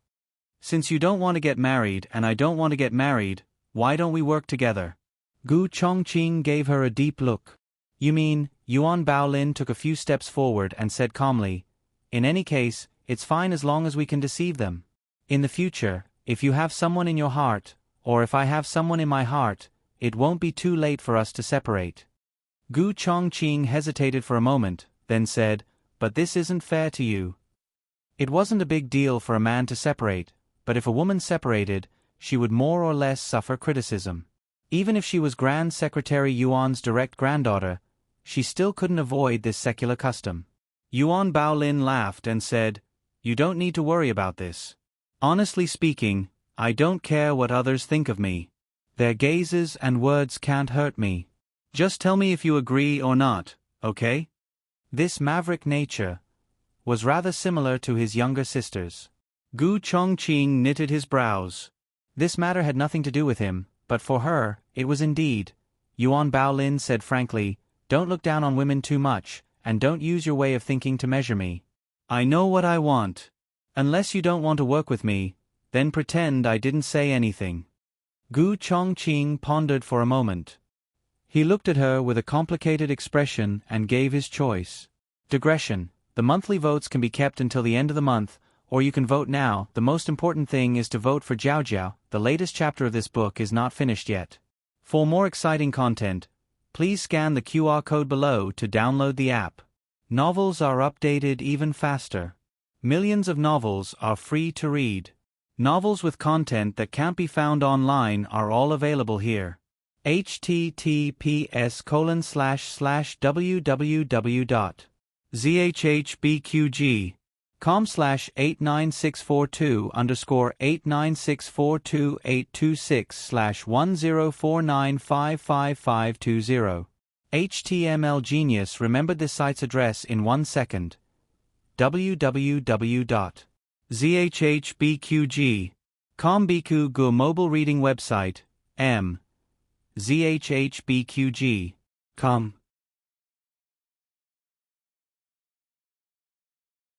Chapter 920. The latest chapter of the book is not finished yet. For more exciting content, please scan the QR code below to download the app. Novels are updated faster. Millions of novels are free to read. Novels with content that can't be found online are available here. After Yuan Baolin returned to her room, her younger sister, Yuan Tong, walked in. Her younger sister held her arm and whispered, Sister, do you really agree to this marriage? Yuan Baolin pulled her hand away and lay down on the chaise lounge. She leisurely flipped through the half-read novel. Yes. Her younger sister was surprised and sat down next to her. But sister, didn't you say that you won't marry in this lifetime? Yuan Baolin sighed. Grandmother threatened me with death. What can I do? Yuan Tong nodded and pinched her handkerchief. Speaking of which, he really found the phoenix for you. This means that he is serious about you. Yuan Baolin flipped a page and continued to read the book. She said indifferently, he didn't find it. Yuan Tong was puzzled. How do you know that he didn't find it? Yuan Baolin said, I just know. Yuan Tong frowned and stood up. Then I'll go tell grandfather. Wait. Yuan Baolin took down the book, looked at her, and said casually, don't ruin this marriage. I'm going to marry him. Yuan Tong frowned. Sister, there are so many good men in the world. Why do you want a dishonest man? Yuan Baolin said helplessly, you don't understand. Yuan Tong pouted and pinched her handkerchief. I don't understand. I only know that once sister gets married, it will be my turn soon. In the future, the Yuan family will become my maiden family. I won't be able to see my parents every day, and I won't be able to talk to sister like this. Yuan Baolin continued to read the novel. Yuan Tong thought of something and took a deep breath. If sister and Gu Shizhi get married, won't I and that Bumblebee's relative? Yuan Baolin asked, what bumblebee? Yuan Tong stomped her foot. His younger brother. That rude and annoying person. Yuan Baolin turned a page. Oh, is there such a person? I forgot. Gu Changfeng, who was completely forgotten by his sister-in-law. After leaving the palace, Gu Jiao went to Vermilion Bird Avenue to visit Princess Xinyang and Shangguanqing. Shangguanqing was recovering well. The remaining poison in his body was almost cleared. He should be able to stop taking the medicine for the last month. In the future, he would pay more attention to his diet. There would not be too big of a problem. The three of them sat in Princess Xinyang's room. Gu Jiao inadvertently looked around. Princess Xinyang faintly said, don't look. Aheng is not there. Shangguanqing sat on the right side of his princess mother. He picked up the book on the table and covered his left face. He whispered to Gu Jiao, I know you're here, so I sent him away. I don't want you two to meet before the wedding. Gu Jiao said with a bitter face. Oh. Yu Ye carried the sleeping Gu Xiaobao in the courtyard to enjoy the cool air while Eugene fanned Xiaobao. Xiao Yi had not yet fallen asleep. She lay in the cradle alone and played with her feet. From time to time, she would make a small sound. She was a baby with a strong presence. As long as she was awake, she would not stop. She was the complete opposite of Gu Xiaobao, who could not even be bothered to cry. Yao She gave birth to Gu Xiaobao. It was as though the family had not given birth to a child. Princess Xinyang gave birth to Xiao Yi. It was as though the family had given birth to twins. Gu Jiao went to the side of the cradle to play with her. She stopped scratching her feet. Opening her gem-like eyes wide, she stared at Gu Jiao without blinking. She was about to grow her first tooth. Recently, she had been drooling quite a bit. Gu Jiao remembered that Gu Xiaobao was not so fat when he was 5 months old. Her little arms were like lotus roots, white and tender. She wanted to pinch them. Can I pinch them? Gu Jiao asked Shangguanqing, who had also come to the side of the cradle. Shangguanqing sternly said, of course you can't. Children have soft skin and tender flesh. What if you break them? After saying that, he glanced at the princess mother, who was sitting in front of the coffee table drinking tea. Using his body to block her view, he whispered to Gu Jiao, feel free to pinch them. Xiao Yi, who was suddenly betrayed by her brother. Gu Jiao pinched and pinched. Oh, it felt so good. Xiao Yi was a lively baby. She loved to laugh and cry. Usually, if her brothers pinched her like this, she would have wailed and complained to her mother. But today, she gave her sister-in-law enough face. After Gu Jiao pinched her little arms, she raised her little feet high, as if asking, here, Gio. Here, do you want to pinch? With the two little ones playing with Yi, Princess Xinyang went to do her own things. When only the two of them were left in the house, Shangguanqing asked Gu Jiao, all right, how's my mother? Gu Jiao, who was pinching Xiao Yi's hand, paused. She turned her head and looked at him strangely. Why didn't you ask just now? Shangguan Qing coughed lightly and said, The princess mother was here just now. I was afraid that she would be jealous. Gu Jiao, you know quite a lot.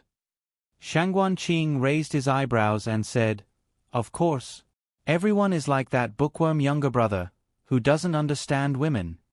Gu Jiao said honestly, But I feel that he understands the two mothers much better than you. Shangguan Qing's face darkened. How could she undermine him like this? Gu Jiao took out a folded letter from her purse and handed it to him. This is a handwritten letter from the Empress. See for yourself how she is doing. Shangguan Qing took the letter and glanced at Gu Jiao from the corner of his eyes.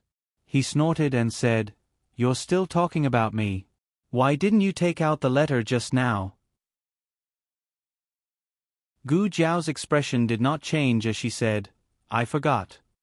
Shangguan Qing. Haha. When Gu Jiao and Shangguan Qing were talking, they neglected Xiao Yi, who was in the cradle. Xiao Yi pulled Gu Jiao's hand unhappily. It was as if she was saying, Don't talk to stinky brother, talk to me. Gu Jiao curved her lips and carried Xiao Yi. Gu Xiaobao liked to drink milk. Gu Jiao carried him for an entire day, so her body was also stained with a faint milky fragrance. Xiao Yi smelled the familiar scent. Her two chubby little hands grabbed Gu Jiao's lapel and plunged into Gu Jiao's arms. Gu Jiao. Gu Jiao thought that Xiao Yi was hungry, so she carried her to the greenhouse and gave her to Princess Xinyang. Xiao Yi, who suddenly returned to her mother's arms, was dumbfounded. That was an instinctive reaction. She hadn't played enough with her sister-in-law yet. Then, she was pressed into her mother's arms. Great, with milk, everything is fine. Xiao Yi ate happily, completely forgetting about her sister-in-law. There were a total of 3 letters from Shangguan Yen. 2 were for the 2 brothers, and the other one was for Princess Xinyang. The letter to the 2 brothers mainly described the current situation of the Yen kingdom. It also mentioned her ascension to the throne and chatted about daily life. In addition, because the war had just ended, the new emperor ascended the throne, and it was time to deal with the 10 great clans, so the court was busy. She was deeply sorry that she couldn't attend Xiao Hang and Gu Jiao's wedding. In fact, everyone knew that the current situation of the Yen kingdom wasn't as light as she described it. The power of the 10 great clans was enough to give her a headache for a while. There was another reason why she didn't attend the wedding. She was worried that Princess Xinyang didn't want to see her. In the study, Princess Xinyang sighed, It's all in the past. I've already let it go. Gu Jiao left, leaving only the 3 of them in the room. In her arms, Xiao Yi looked at her with wide eyes, as if trying to understand what happened to her mother. Shangguan Qing shook his head and said, I'm afraid you have to tell her yourself. Otherwise, with my mother's temperament, she will never be able to understand. Princess Xinyang suddenly said, When are you going back? Shangguan Qing stared. Why? Mother, are you driving me away? Princess Xinyang looked at her daughter in her arms. You 2 brothers are with me. Your mother will be lonely by herself. Shangguan Qing raised his eyebrows. Then why don't my brother go back? Princess Xinyang looked up at him. Your brother found a wife from the Zhao country. Do you also want to find a wife from the Zhao country? Shangguan Qing said seriously, It's not impossible. I can consider someone like you, mother. Princess Xinyang was in a very sad mood when talking to Shangguan Qing, but she didn't know whether to laugh or cry at his last sentence. But then again, Shangguan Qing did have plans to return to the Yen kingdom. His mother was on both sides, and he had thought it through. He would live on one side for half a year. Anyway, he liked to run around. At the end of the 3 letters, they all mentioned the same thing: the identity of the 2 children. She wasn't sure which of the 2 brothers would be willing to be the prince of the Yen kingdom. Perhaps both of them would be willing, or perhaps neither of them would be willing. She respected the choice of her 2 sons, and she would gladly accept any result. This was also something that Princess Xinyang had been brooding about, so she hadn't told the emperor of the Zhao country about the two children's identities for the time being. Princess Xinyang said, "Your mother doesn't have any objections." "Actually, I don't have any objections either. You go and discuss it with your brother." Shang Guanqing's eyes flashed. "You don't need to discuss it with my father?" Princess Xinyang's face fell. "Who is who? Aren't you both his sons? What does he have to lose?" Shang Guanqing touched his nose resentfully. He had just mentioned it, and look at how angry his mother was.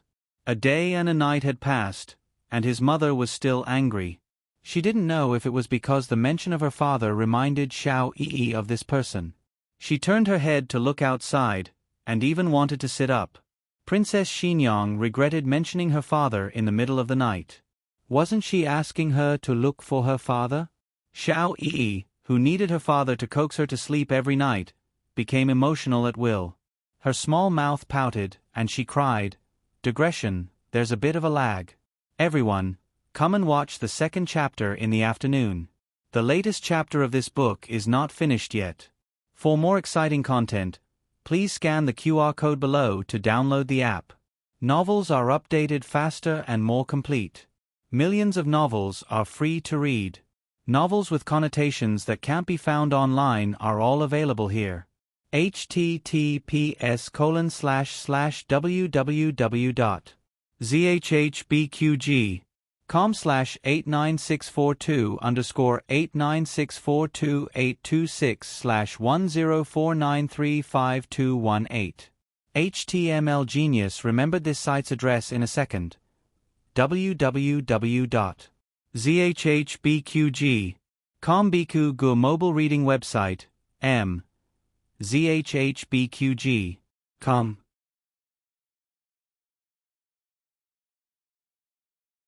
Chapter 921. The latest chapter of this book isn't finished yet. For more exciting content, please scan the QR code below to download the app. The novel will be updated even faster. Millions of novels will be read for free. All the novels that can't be found online are available here. Little Yi was a very determined baby. If she wanted to cry for her father, she would definitely cry. Other children would get tired after crying, but she was full of energy and didn't have such a situation. Princess Xinyang occasionally felt that she was spoiling her too much. She might as well let her cry. After crying a few times, she would understand that this trick didn't work on her. But this child was stubborn. She wouldn't stop crying even when her voice was hoarse. Marquis Xianping appeared at the door of the study in time and walked in arrogantly to show off his status in the family. Did Yi find her father? Yi really likes father the most, right? He asked, asking for a beating. Princess Xinyang glared at him and expressionlessly handed her daughter to Shang Guanqing. Shang Guanqing sighed inwardly. His bookworm brother really didn't have it easy these years. He was always sandwiched between his parents. The little fellow was crying so much that he pursed his lips and hurriedly carried her to his father. She stopped crying once she was in her father's arms, but her expression was full of grievance. This made Marquis Xianping's heart ache. He hugged his daughter and looked at Princess Xinyang disapprovingly. "Qin Fengwan, you." Princess Xinyang shot daggers at him. Marquis Xianping changed the topic seamlessly. "How can you raise your daughter so well?" Her father was completely defeated. The siblings turned their faces away and couldn't look anymore. On the other hand, Gu Jiao appeared to have left Princess Xinyang's residence, but in fact, she secretly returned. She leaped into the courtyard with one hand and walked around Xiao Heng's room. He's really not here." Princess Xinyang really went all out to make this fiancé and fiancée follow the rules. Gu Jiao pursed her lips and returned to the carriage. Gu Xiaobao probably wouldn't wake up tonight and would sleep until dawn. Gu Jiao pinched his little arm. It felt different from when she pinched little Yi. He wasn't as fat as Yi. The two of them got off the carriage. Yu Ye carried Gu Xiaobao into the courtyard first. Just as Gu Jiao was about to cross the threshold, a slender hand reached out from her side and gently grasped her wrist. She turned around and saw Xiao Hang pressing his index finger to his lips as he gestured to her. She understood and said to Yu Ye, I'm going to buy something. I'll be back in a bit.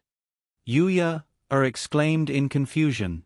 When she turned to look at Gu Jiao was no longer outside the door. Why didn't you buy it on the way? She mumbled as she carried the sleeping Gu Xiaobao into the house. Madame Yao was currently making a wedding outfit for little Jing Kong. The reason was that little Jing Kong had once seen Xiao Heng's wedding outfit at Princess Xinyong's home. He thought that if his bad brother-in-law had it, he should have it too. Where's Jiao Jiao? Didn't he come back with you? She put down the needle and took her son. Yuya replied, she's back. Just as she reached the door, Miss remembered that she forgot to buy something and went out again. I see. Madame Yao did not suspect anything and carried Xiaobao back into the house. Alright, Yuya, go get some hot water. I'll give Xiaobao a bath. Understood, madam. Yuya happily went to get the water. On the other side, Gu Jiao was being held by a certain little duke who was getting more and more scheming by the day as they walked along the busy streets of Chang'an. Tonight, there was a small lantern festival and the streets were very lively. Gu Jiao wore a veil and walked side by side with him amidst the endless crowd. Feeling the unique night breeze of Zhao country, she could not help but feel a sense of tranquility. It's not easy to be able to walk on the streets without any worries, she said softly. Xiao Heng's eyes were filled with her. He smiled and said, It's been hard on you, my dear fiancé. Gu Jiao raised her eyebrows and said, Likewise. Xiao Heng laughed softly. His face was picturesque, like jade and like an immortal. In the past, he was always cold and cheerless, but he did not know when it started, but as long as he was with her, he could always unconsciously smile. The two of them holding hands were covered by Xiao Heng's wide sleeves. Gu Jiao said, Sometimes, I feel like I've known you for a long time. Xiao Heng nodded his head. It's been a long time, 4 years. Gu Jiao thought for a bit. That's right. Xiao Heng looked at her with a smile. Of course it is. Gu Jiao said thoughtfully, But the first time I saw you, I had an unusually good impression of you. Xiao Heng teased her. Because I'm handsome? This girl always said that he was handsome. Gu Jiao thought for a bit and could not think of a reason to refute. Her good impression of him might have originated from his face. After all, she was obsessed with appearances, right? Although she did not know how many times her godfather had told her not to always look at a man's face. Xiao Heng did not know that she was really thinking about this problem. He said with emotion, In these 4 years, we've been apart more than together. If I'm not on the road to take the exam, then you're on the road to war. Speaking of which, why did you believe that I would pass the exam? He even jumped into the cold lake for a county exam paper. Gu Jiao said, I don't know, I just thought that you would pass the exam. It doesn't matter if you don't pass. I said before, I'll take care of you. Xiao Heng looked at the road and then looked at her. The corner of his mouth hooked up. Then, my dear wife, please take care of me in the future. Gu Jiao curled her lips and said, We're not married yet. Aren't you calling me wife too early? As soon as her voice fell, a large man carelessly bumped into them. Xiao Heng used one arm to protect Gu Jiao, but he did not dodge and was hit by that person. That person raised his hand and was about to punch Xiao Heng, but Gu Jiao grabbed his wrist and threw him to the ground. That person fell on his back and scolded angrily, Who is he to you? Gu Jiao fiercely said, My husband. Xiao Heng's lips hooked up and his eyes sparkled with a smile. This was just a small interlude. That person was not Gu Jiao's opponent and left dejectedly. The two of them continued to go to the Lantern Festival. Suddenly, a man and a woman seemed to be quarreling at a stall in front of the alley. The man's voice sounded familiar. The two of them could not help but look in that direction. Who would have thought that they would see Gu Changfeng stand up from the stool in front of the small table? Surnamed Yuan. What nonsense are you talking about? Am I talking nonsense? Your big brother is just dishonest. He was clearly not the one who caught the phoenix, but he still pretended that he did. What phoenix or not phoenix? How ridiculous. Gu Chengfeng had been outside the whole day and knew nothing about his big brother's engagement. Yuan Tong put her hands on her hips and said, "Stop pretending. If it wasn't for my sister not letting me say it, I would have already complained to my grandfather." Gu Chengfeng sneered, "Go ahead and complain." Yuan Tong stomped her feet and said, "I'm doing this for my sister's sake." Gu Chengfeng mocked, "Oh, your sister's face is so big." Yuan Tong did not reply, but immediately took back the initiative. "I don't want to be relatives with someone like you." Gu Chengfeng laughed. "You think I want to be relatives with you?" Yuan Tong gritted her teeth. "Big hornet." Gu Chengfeng did not back down. "Round tube." "No, I think you're so dumb, you should be called a Tong." "Who are you calling a Tong?" Yuan Tong was so angry that she grabbed a stool and threw it at Gu Chengfeng. Gu Chengfeng was someone who practiced martial arts, so naturally he would not be hit by her. He dodged around the table and said proudly, come on, a Tong, a Tong, a Tong." Yuan Tong was really angered by him. She had never seen such an annoying person in her life. Gu Jiao and Xiao Hang both recognized each other's identity. They did not expect Gu Chengfeng to know her, and seemed to have a deep relationship with her. The two of them had a tacit understanding and did not try to stop the fight. Gu Chengfeng and Xiao Hang were the same age and turned 20 last year. When he was the monarch of the Yan Kingdom, it was the state preceptor and duke and who performed his coronation ceremony. He was the first person in the world to have these two host his coronation ceremony. But looking at him, even though he had turned white, he still looked like a child. "What are you thinking about?" The two of them continued to walk forward. Xiao Hang saw Gu Jiao's thoughtful expression and could not help but ask her. Gu Jiao said, "I'm thinking about how to make it up to you if I'm not there when you perform your coronation ceremony."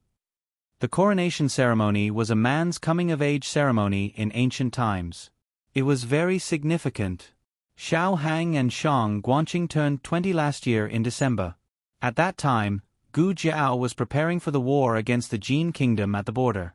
Xiao Heng suddenly lowered his head and whispered in her ear, "Make it up to me on our wedding night." His voice was low and full of magnetism, making her little ear feel numb and itchy. She raised her hand and touched her little ear. "Oh." Xiao Heng smiled. "No, you're not going to refuse? What if I want you to do something bad? Something very, very bad?" Gu Jiao said seriously, "Anything is fine." Xiao Heng took a deep breath. "Gu Jiao, you don't know anything about how bad men can be." He was no longer the innocent boy in Qingchuan village who would not have any evil thoughts when he slept with her in the same bed. He had grown up. He had grown into a very, very bad wolf who wanted to eat her at any time. Digression. Tomorrow is the wedding. Have you prepared the monthly tickets? The latest chapter of this book is not finished yet. For more exciting content, please scan the QR code below to download the app. Novels are updated faster. Millions of novels are free to read. There are novels with connotations that can't be found on the internet here. https://www.zhbqg.com/89642/826/104932626. HTML Genius remembered the website address www.zhhbqg.com. Biku Gu mobile reading website zhhbqg.com.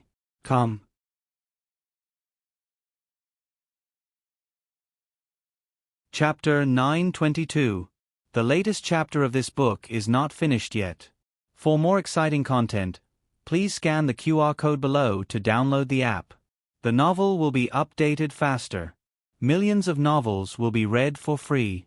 There are all kinds of novels that you can't find on the internet. By the time Gu Jiao returned to Jade Water Alley, it was already 2 hours later. Since she was putting on an act, she really did buy something, a few sticks of tonghulu. She carried the candied haws to the door of her house. She was surprised to hear a conversation in a low voice coming from the alley. "Go in." It was little Jing Kong's voice. I don't dare. It was a young man's voice. Gu Jiao thought it was a little familiar, but she didn't immediately remember. Little Jing Kong sighed like an old man. You have to face up to your mistakes. The young man said hesitantly, but my hair hasn't grown out yet. Jiao Jiao, you're back. Why are you so late? Old Lady Zhou came out of Auntie Sun's house and saw Gu Jiao carrying the candied haws. The conversation in the alley stopped abruptly, followed by the sound of fleeing footsteps. The young man had left. I went to buy some candied haws. Gu Jiao bent down, took a stick of candied haws, and handed it to Old Lady Zhou's grandson. The grandson looked up at his grandmother with longing in his eyes. Old Lady Zhou felt embarrassed, so Gu Jiao said, Take it. Xiaobao will come and play with you tomorrow. Hearing Gu Jiao's words, Old Lady Zhou smiled and accepted the candied haws. She let the grandson thank her and accept it. After Gu Jiao said goodbye to Old Lady Zhou, little Jing Kong happened to come out of the alley. Jiao Jiao. He jumped in front of Gu Jiao and gave her a hug. He was obviously more than 6 years old, but he still looked like a 5-year-old. It was easy for him to act cute. When he saw the candied haws in Gu Jiao's hand, he blinked his big eyes. Wow! Jiao Jiao, you went to buy candied haws. Gu Jiao had to say yes. Otherwise, he would be jealous if she told him that she was going on a date with his bad brother-in-law. Are you going to school tomorrow? Gu Jiao asked. It's a holiday tomorrow. Little Jing Kong said. It's okay to sleep a little later. Gu Jiao asked him to pick a stick of candied haws. He picked the second biggest one and left the biggest one for Gu Xiaobao. It was a good opportunity to boost his younger brother's strength. Gu Jiao held his hand and walked home. By the way, who were you talking to just now? Little Jing Kong held Gu Jiao's hand with one hand and licked the candied hawthorn with the other. He said, Brother Chenglin. Gu Chenglin? Gu Jiao remembered this person. He was the youngest son who was raised the most by concubine Ling. He always thought that it was Madame Yao who killed his mother, so he always bullied Gu Yen. Later, he was ruthlessly stabbed by concubine Ling, who he trusted and was closest to. Since then, he was disheartened and wanted to become a monk. When little Jing Kong was halfway through shaving his head, the old duke came back. He tucked his tail between his legs and went back to the mortal world. I remember that his hair has grown out. Gu Chengfeng bought a lot of hair growth agents from her. Little Jing Kong said, originally, it had grown out. But during the new year, he played with firecrackers and blew up his hair. Gu Jiao hit the nail on the head and asked, Did he play with firecrackers or your black fire pearl? Little Jing Kong blinked, My black fire pearl. Gu Jiao, little Jing Kong said innocently, But I fixed it. I saw that his hair was messed up by the explosion, so I shaved it for him again. And then it didn't grow anymore. Little Jing Kong licked a mouthful of sugar-coated haws. Oh. I suddenly remembered that I haven't fed little Jiao yet. I'll go feed little Jiao now. After saying that, he raised his head and looked at Gu Jiao cutely. Jiao Jiao, you're so beautiful today. I can't extricate myself from your beauty. My heart is bursting with joy. Gu Jiao, well, little Jing Bao's sweet words have solved the case. Wait. Gu Jiao stopped little Jing Kong, who was running into the house. Little Jing Kong rolled his eyes and turned around with a smile. Jiao Jiao, is there anything else? See, how could she lose her temper in front of such a well-behaved, cute, and sensible child? Gu Jiao thought for a while and asked, What is he doing here today? The next day, Gu Chongqing and Gu Chengfeng got up early. Last night, Gu Chengfeng had returned home too late. Gu Chongqing had already gone to bed. He had only confirmed the marriage that Yuan Tong had mentioned with his elder brother this morning. Elder brother, are you really going to marry the daughter of the Yuan family? He asked Gu Chongqing. Gu Chongqing had just finished the horse dance. His handsome face was dripping with sweat. He took the handkerchief from the servant, wiped the sweat on his forehead and neck, and said, What's wrong? Do you have a problem with it? Gu Changfeng snorted, "What problem can I have? I'm not your father." Gu Chongqing looked at him coldly. He shrank his neck, smiled awkwardly, and changed the topic. "Elder brother, didn't we agree to go to Clearwater Alley today? That girl has been resting for 2 days. In other words, they could come and disturb them now." Gu Chongqing raised his eyebrows and said proudly, "I saw Jiao Jiao yesterday." Gu Changfeng glared. "What?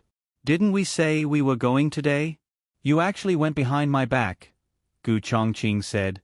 "Who told grandfather to call you to go to the palace and you didn't go?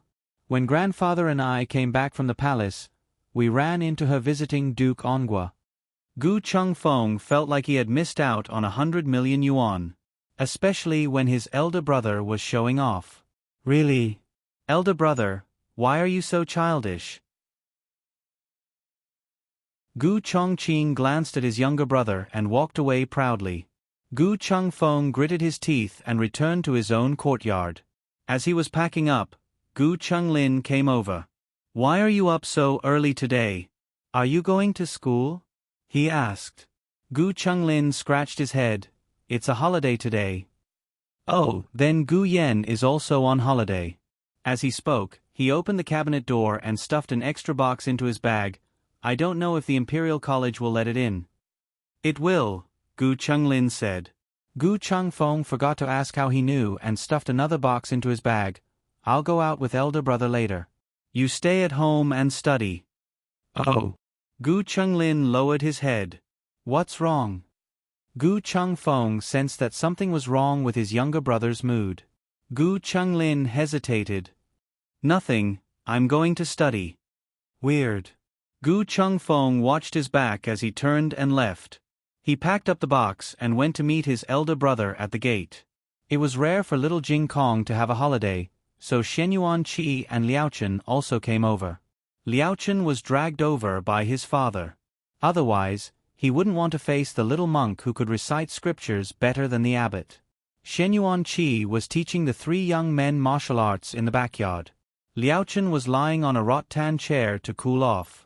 Gu Xiaobao was carried by Yu Ye to find Granny Zhou's grandson. Gu Jiao went to the clinic.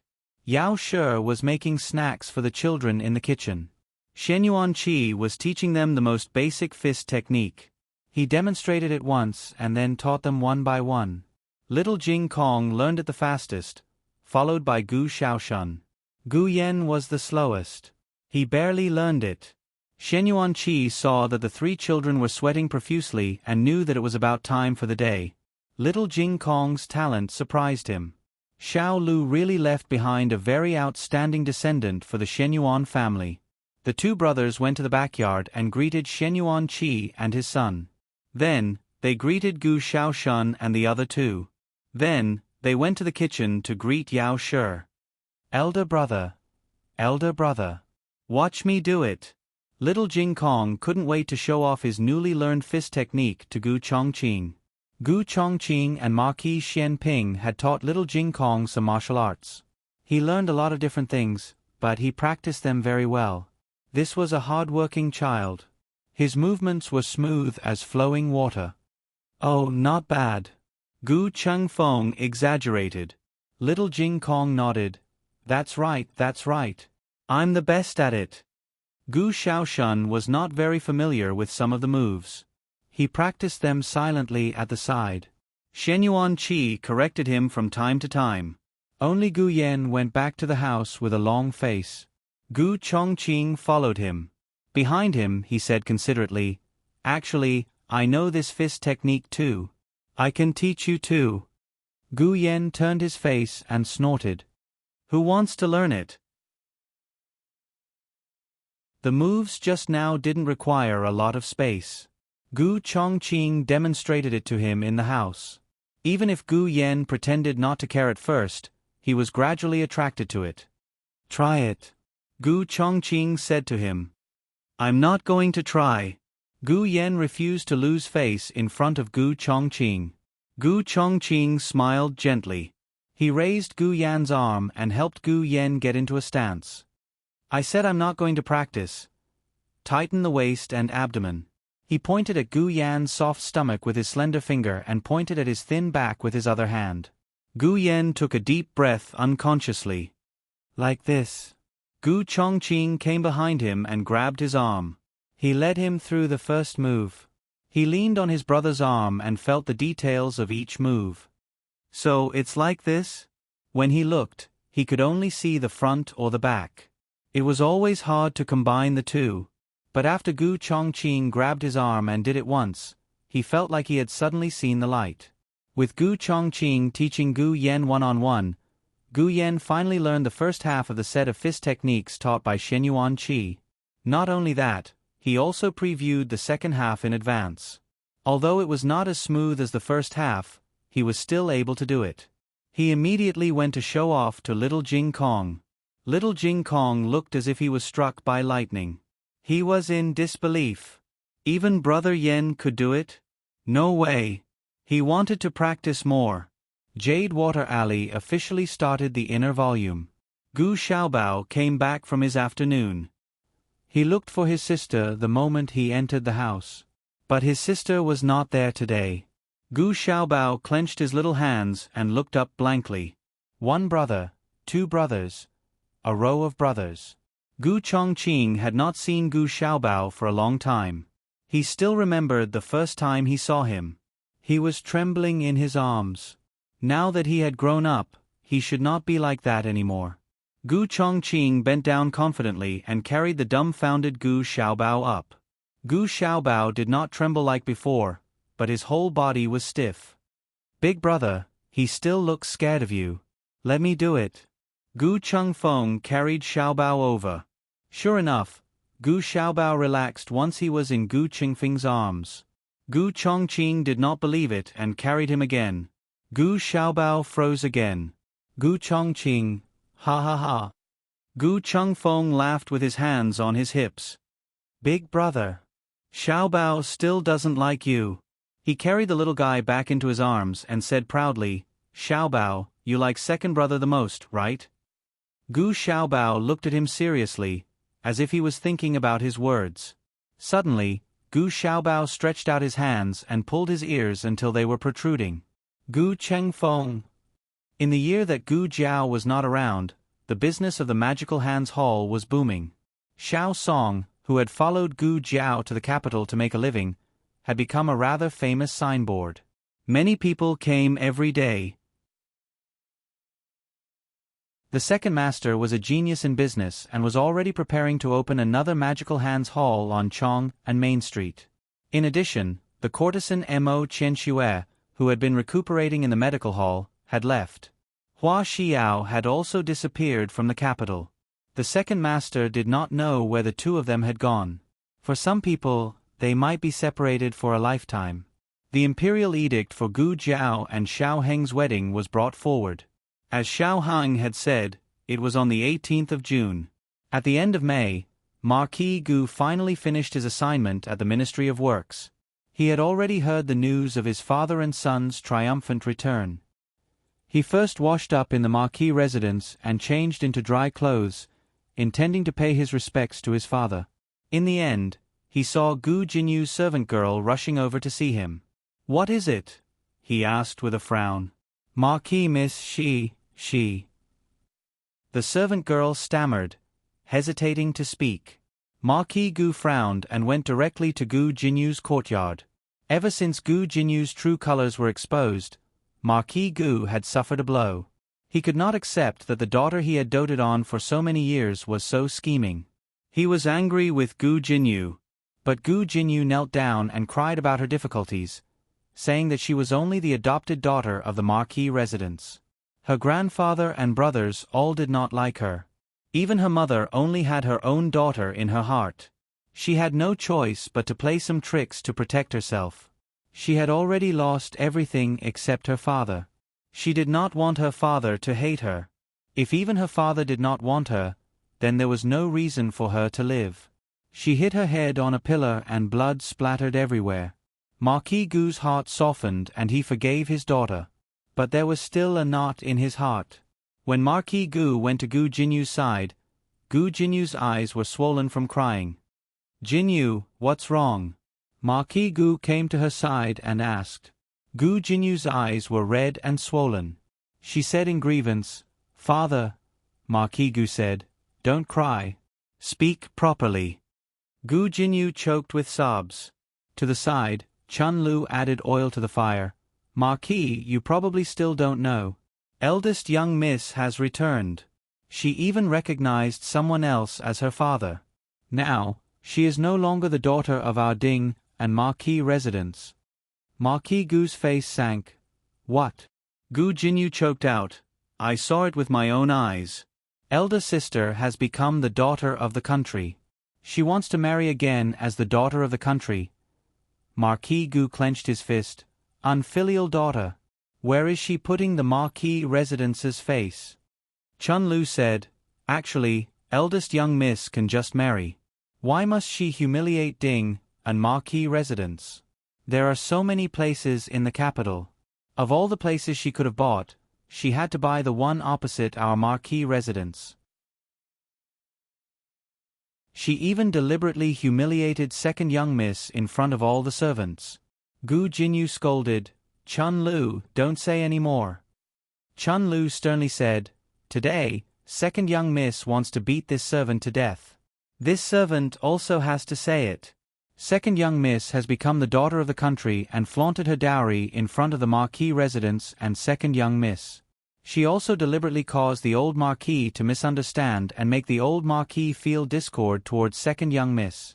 Not only that, her wedding date was originally in the 10th month. In order to steal second young miss limelight, she changed the wedding date to the same day as second young miss wedding." Gu Jinyu wiped his tears. "I've endured everything else. But why did elder sister change the wedding date to the same day as mine? I know I can't compare to her. I also never wanted to compare to her. I only hoped that father and mother could attend my wedding. But now. Marquis Gu coldly said, "She really changed the wedding date?" Gu Jinyu's tears dripped down. Chun Lu met elder sister and mother at the jewelry store. She said that my wedding date had been set. It was the 18th of the next month. A few days after that, elder sister's imperial edict to change the wedding date was issued. It was the same day as my wedding date." Marquis Gu's fists clenched so tightly that they cracked. "Preposterous! That stupid girl. She was clearly going against Jinyu on purpose. She knew that Yao Shi doted on her and would definitely not give up on her wedding. That way, Jinyu would not have a mother at his wedding." Marquis Gu did not even bother to pay his respects to his father and went to Jade Water Alley without another word. "Stupid girl. Did you bully Jinyu again? Who told you to change the wedding date? Who told you to move to the opposite side? Get out of." He pushed open the courtyard door and saw a courtyard full of big shots. His voice stopped abruptly. Today, Shenyuan Qi and Liao Chen came to teach the three young men martial arts as usual. The old Marquis came over to tease Gu Xiaobao. Empress Dowager Zhuang came to play the leaf card and brought along little Hong Hong who could not be shaken off. The old Chancellor and Duke were also there. The two of them were leisurely sipping tea and playing chess. Not to mention the big shots of the Yen Kingdom, just the Empress Dowager and Emperor of the Zhao Kingdom made his legs go weak. What was going on? Why were there so many hidden dragons and crouching tigers in this small courtyard? Empress Dowager. Why were your Majesty? Your Majesty. Father, you're here too. He couldn't stop stammering. Hearing him call the old Marquis Gu father, Dukan understood who he was. That Marquis Ding, and of the Zhao Kingdom who was extremely biased. Dukan learned a little about his actions from Gu Xiaoshun and knew that this person deserved a beating. Sure enough, the first day he returned to the capital, he came to the Jiao to denounce him. Dukan said indifferently, "I bought the house." The Emperor of the Zhao Kingdom said seriously, "I changed the wedding date." Empress Dowager Zhuang said coldly, "I have to ask you if you agree to it first?" Marquis Gu, who was finally cheated by Gu Jinyu. "Is it too late for me to leave now?" In the end, Marquis Gu would propose a beating with his father and Shenyuan Qi. The day before the wedding, Gu Jiaojiao moved into Duke An's mansion. As for the location of the wedding, after a discussion among the elders, it was decided that the wedding would be held in Marquis Schwamping's mansion and the wedding room would be set in the princess's mansion. As for where the young couple would live after the wedding, it was up to them. Dukan was familiar with the wedding customs of the Zhao kingdom and everything was done according to the local customs. The mansion was filled with red lanterns with the word, "She," and the flowers on both sides were replaced with the beautiful red peonies. These peonies were very expensive and a pot was enough for an ordinary family to eat and wear for several years. Dukan didn't feel any heartache when spending money on his daughter. He didn't think it was too much. He earned every single cent of the money. He didn't steal or rob. It was his freedom to spend all of it on his daughter. It was late at night. Dukan sat quietly in his wheelchair in the courtyard and looked at the moon. Shen Yuanqi walked over. "You haven't slept yet." Dukan turned his head and smiled. "Second uncle can't sleep either?" There was a stone stool beside him but Shen Yuanqi did not sit down. He looked up at the endless sky and said emotionally, "I didn't expect that she would get married." Dukan smiled. "Second uncle, what do you mean?" "Of course Jiao Jiao will get married." Shen Yuanqi sighed. "That's right. She is Jiao Jiao." Dukan was slightly stunned. What did second uncle mean? Did he know that Jiao Jiao was Yin? "Can you stand up tomorrow?" Shen Yuanqi suddenly asked. His thoughts were interrupted. Dukan lowered his head and smiled self-deprecatingly. "Second uncle knows. Seeing you practice every day, it seems like it's very tiring." Dukan thought that he would say, "Actually, you don't have to work so hard. Whether you stand or sit to see her off, her feelings for you won't change." Unexpectedly, he said, "You know back then, eldest brother and I were very opposed to your marriage with RZ.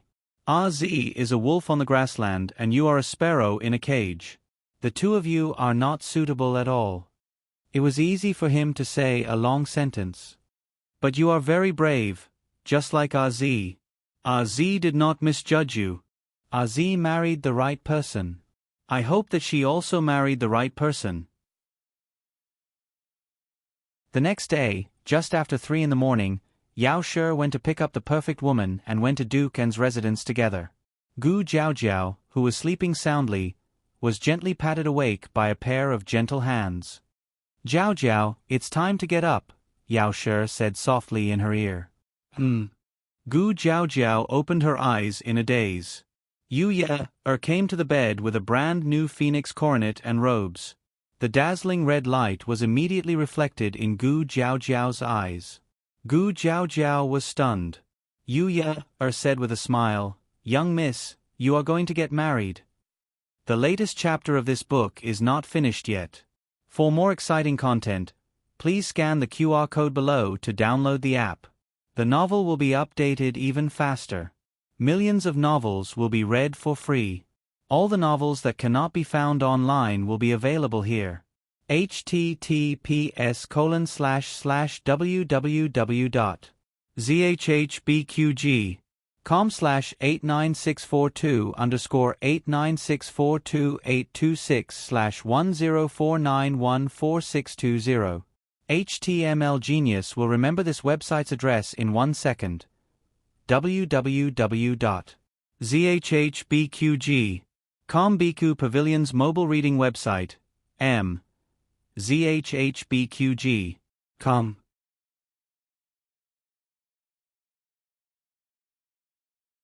Chapter 923. This book's newest chapter is not finished yet. For more exciting content, please scan the QR code below to download the app. Novels are updated even faster. Millions of novels are free to read. Novels that cannot be found online are all available here. That's right, today was the day of her and Xiao Heng's wedding. Oh, I've never gotten married before, so it's quite novel. Her sleepiness immediately disappeared and her eyes sparkled. Yu Ye and Yao Shi heard her words and thought that she was saying that she had never held a wedding when she was a commoner. The two felt their hearts ache. "Eldest young miss, your hardships are over and your happiness has come. In the future, you will not need to suffer any more hardships." Yu Ye sincerely comforted her. Yao She's heart felt sour, and her nose felt sour. She could not hold back her tears when she heard Yu Ye say, wedding. She did not know if it was because her heart ached for her daughter's suffering or because she did not want her daughter to get married. She had not raised her enough. It really was not enough. The daughter that she had only found after being separated for 14 years was getting married in less than 4 years. Madam, don't cry. Yu Ye comforted her, her voice suddenly choked up. If you cry, I will also cry. It was so strange. She clearly was not sad, but seeing Madam cry, she also felt sad. Gu Jiao stared blankly at Yao Shi, not understanding why she was crying. The perfect Madam had seen this scene many times and smiled at Yao Shi, saying, Madam, young Miss is getting married to the capital and not far away. If you want to see young Miss, isn't that easy? That's true. Yao Shi wiped away her tears, feeling a little embarrassed that she had lost her composure in front of her daughter. Fortunately, it did not affect her daughter's mood. Yao Shi patted the back of Gu Jiao's hand and said, I've already had someone prepare the hot water. Come, let's go bathe and change. We still need to bathe? Gu Jiao made a sound of surprise and got out of bed to go to the washroom.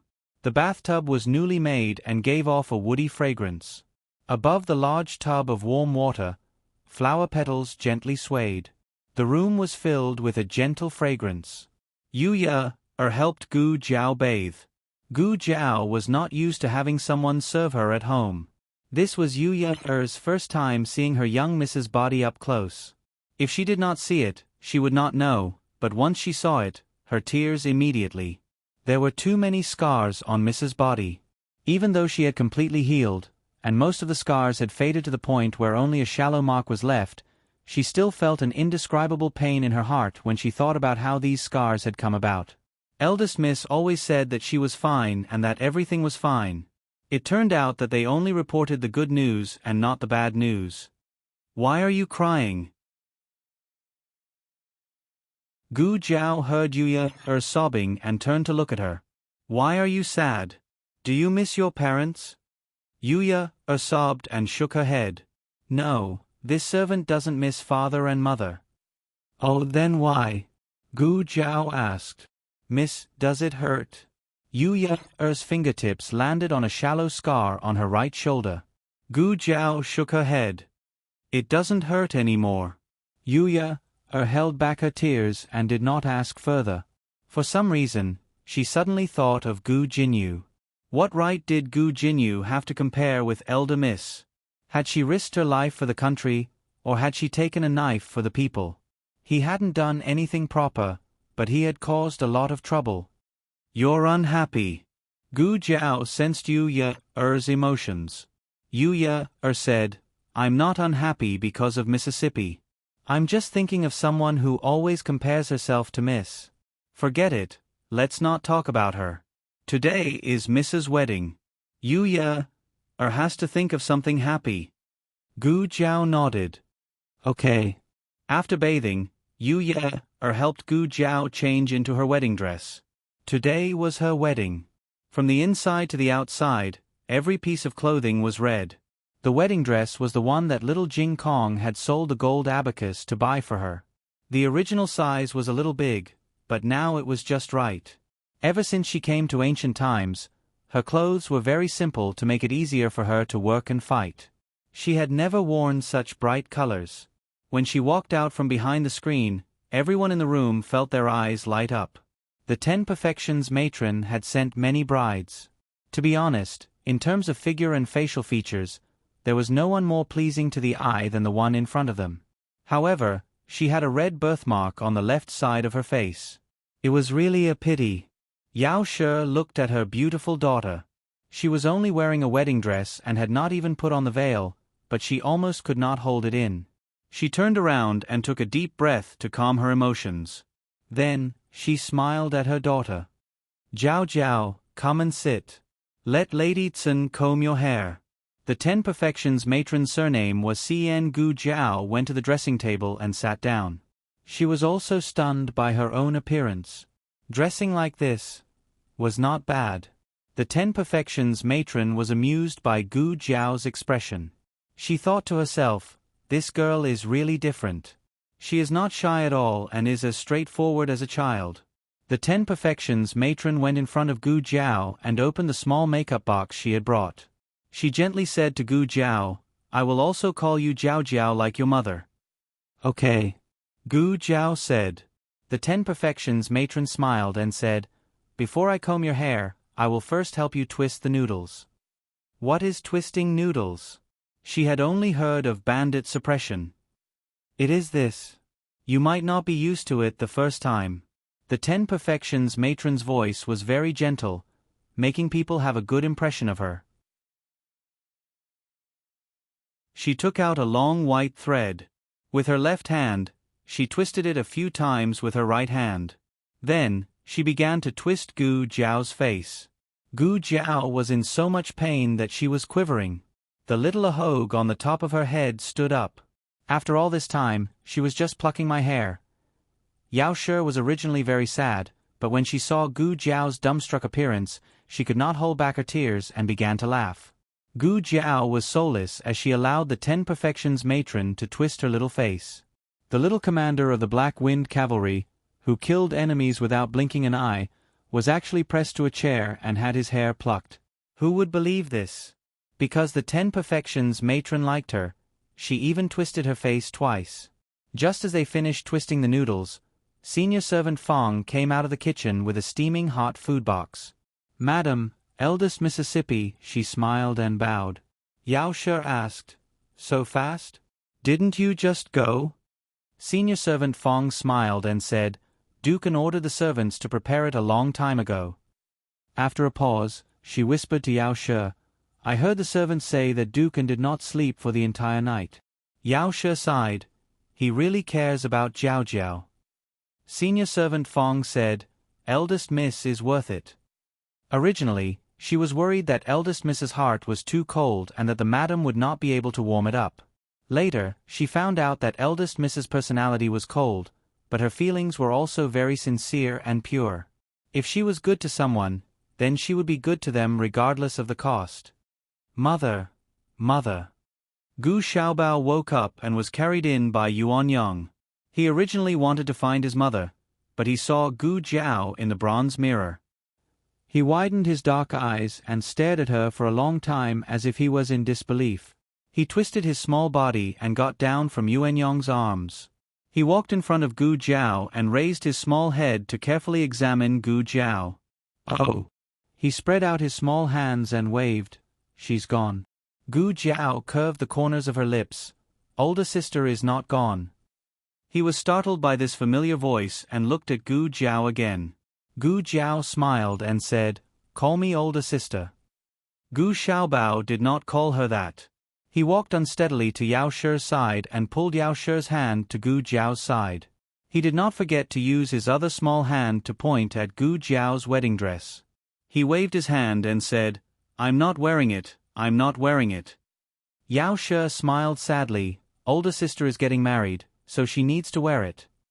Gu Xiaobao was stunned. Children did not understand the meaning of marriage, but subconsciously, they seemed to understand that this would become a kind of separation. I'm not wearing it. He waved his small hand seriously and pointed at Nurse Fong. Nurse, wear it. The person Gu Xiaobao disliked the most was Nurse Fong, who chased after him all day long and did not let him touch or play with anything. He told Nurse Fong to leave quickly. Older sister was not leaving. Everyone in the room did not know whether to laugh or cry. Gu Xiaobao was not a child who would throw a tantrum. He did not cry when he saw that his opposition was futile. Instead, he stood next to his older sister and grabbed the corner of her clothes. It seemed that as long as he held on tightly enough, his older sister would not be able to leave. After the well-behaved woman finished wringing the noodles for Gu Jiao, she began to comb Gu Jiao's hair and makeup. Gu Jiao had returned from the border and stayed at home for more than a month. Her skin had long turned white and her cheeks were tender and white. Coupled with her black hair that was as bright as satin, even the most perfect woman would be stunned by her beauty. The well-behaved woman had never seen such delicate skin and soft black hair. She gently held Gu Jiao's long hair in the palm of her hand, picked up a new comb, and gently combed it. First comb to the tail. Second comb to the eyebrows. Third comb to the children and grandchildren. Fourth comb to meet a noble. Marquis Ding An's manor. Gu Jinyu also got up and began to prepare for today's wedding. She changed into a bright red wedding dress and sat in front of the bronze mirror. The well-behaved woman, Lady Sun, was helping her with her hair. She had originally wanted to invite Lady Tsen, but Lady Tsen had been invited away. Old Madame Gu's personal servant, Nurse Zhang, came over before dawn. She was busy in the room and took over her mother's duties. As for her mother, she had gone to attend her good older sister's wedding. It sounded nice and fair, but in the end, wasn't she biased towards her own child? Warm laughter came from outside the manor. This was not the first time. There had been a few times just now. Who is so noisy? Grandfather and grandmother are still resting. Gu Jinyu asked Chun Lu as Lady Sun helped her with her makeup. Chun Lu muttered unhappily, "It's not from our manor. It's from the Duke's mansion." Gu Jinyu bit her lip. "Why is it so noisy over there?" "Exactly. What's so great about getting married? It's so lively the second time. Does she think that no one knows she married before?" Lady Sun did her makeup silently. The news about these two daughters had already spread in the capital. How could it be shameful for a real daughter to be stranded among the commoners, regardless of whether she was poor or rich, to be married to the same person twice? This was fate. It was fate. As for why it was so lively in the manor, that eldest daughter had status. She was awake. Everyone in the manor was awake. Unlike this second daughter, who still had to care about old Madame Gu and the old Duke's mood. "Where's father?" Gu Jinyu asked. Grandfather would not come to see her. Grandmother's health was not good, so it would be difficult for her to come over. Only father was left. If father was not around when she got married, she would be laughed at by her husband's family. "I wonder if the Duke's injuries have recovered," Chun Lu said softly. Ever since the international double fight, Marquis Gu had been lying in bed for a month. Yesterday, when Chun Lu went to greet him, he still needed someone to help him walk. "Go take a look," Gu Jinyu said. "Yes." Chun Lu hurriedly left. She had just reached the entrance of Marquis Gu's courtyard when she saw the old Duke glowing with health and vigor. She was delighted. The old Marquis was clearly here to send off the young miss to get married. She walked forward excitedly and was about to bow to the old Duke, but he had already entered his son's courtyard without looking back. In a moment, the old Duke pulled out the limping Marquis Gu by the ear. She said in a daze, "Is he carrying the Marquis to send Miss off?" Chun Lu guessed half of it right. The old Duke was indeed going to send her off, but not to Gu Jinyu. On the other side, Gu Chongqing and Gu Changfeng also got up from their respective courtyards. The two finished washing up, changed into new clothes, and tidied themselves up to look handsome and elegant. Especially Gu Changfeng, he even used perfume to style his hair to ensure that he looked the most handsome today. There was still some time before daybreak. Gu Changfeng did not plan on waking Gu Changlin, but when he opened the door, he saw a neatly dressed Gu Changlin. You're up so early?" he asked in confusion. Gu Changlin stammered, I want to go with you." Gu Changfeng said seriously, "Where are you going?" "I'm going to the Duke's residence opposite." Gu Changlin replied, "Yes, I know." Gu Changfeng crossed his arms and narrowed his eyes. "You know and you're still going? Don't you dislike interacting with them?" He was referring to Lady Yao, Gu Zhao, and Gu Yen. "It's been so long, why are you still bringing it up?" Gu Changlin muttered sullenly. He raised his hand to scratch his bald head and stammered, "But if I stay here, I have to agree to grandmother's request, to carry Gu Jinyu." "I don't want to carry her." Gu Changfeng looked at his brother suspiciously. Just as he was doubting, Nanny Zhang's voice came from outside the courtyard. "Is third young master awake? Second miss is almost done. it's time for third young master to go over. Gu Chunlin hurriedly leaned close to his brother and whispered, "Did you hear? Did you hear?" Gu Chungfeng's eardrums almost blew a hole. He hurriedly waved his hand, "Okay, okay, okay, I heard." He hated Gu Jinyu and naturally did not want his brother to carry her to the bridal sedan. He grabbed Gu Chenglin's wrist and used his qinggong to bring him out. "Ha, we'll definitely be the first." After they left the residence and landed, Gu Chengfeng let go of Gu Chenglin's hand and proudly patted his own. Gu Chunlin counted with his fingers. "The first one? Then who's not human?" Gu Changfeng. In the new courtyard of Marquis Shuangping's residence, Princess Xinyang tied the ribbon and red flowers for little Jing Kong's wedding gown and put on a small groom's hat for him. A mini version of the little groom was born. Little Jing Kong came to the Marquis's residence with the new bed a few days before the wedding. His original task was to press the bed. After that, he decided to stay in the Marquis's residence to ensure that no one else had slept on the bed before the wedding. He guarded Zhao Zhao's bed day in and day out.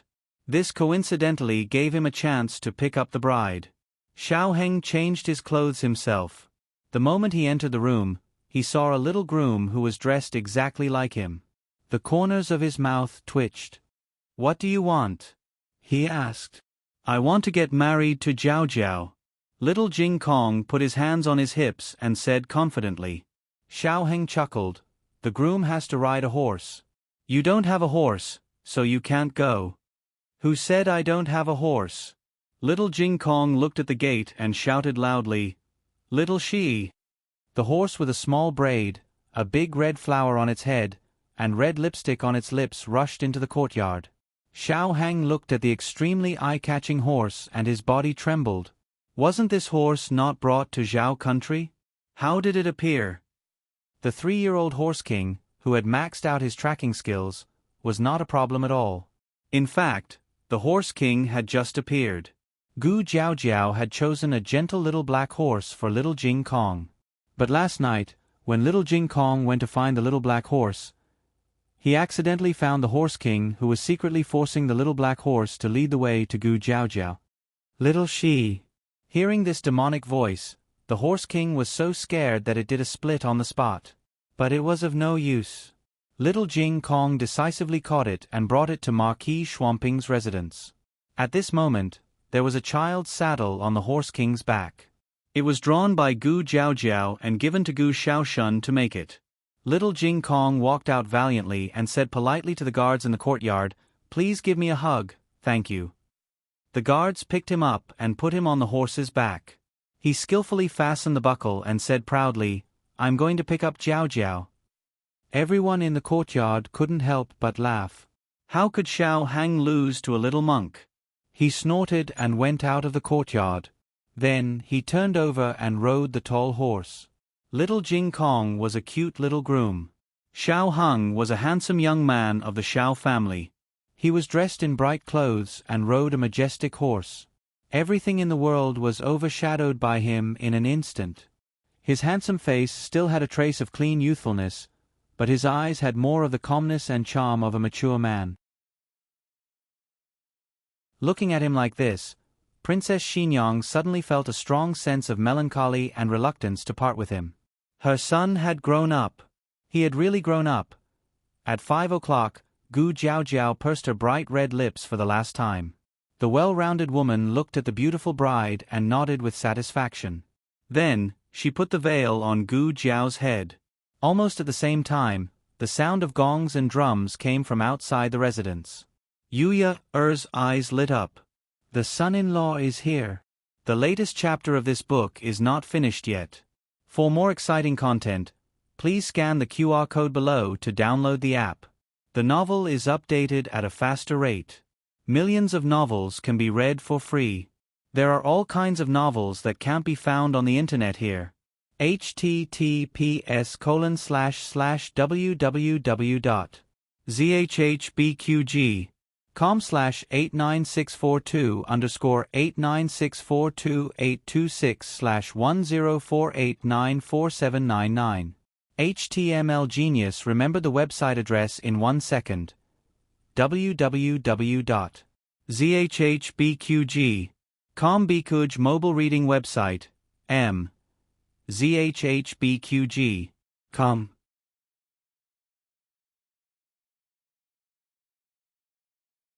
Chapter 924. The latest chapter of this book is not finished yet. For more exciting content, please scan the QR code below to download the app. Novels are updated even faster.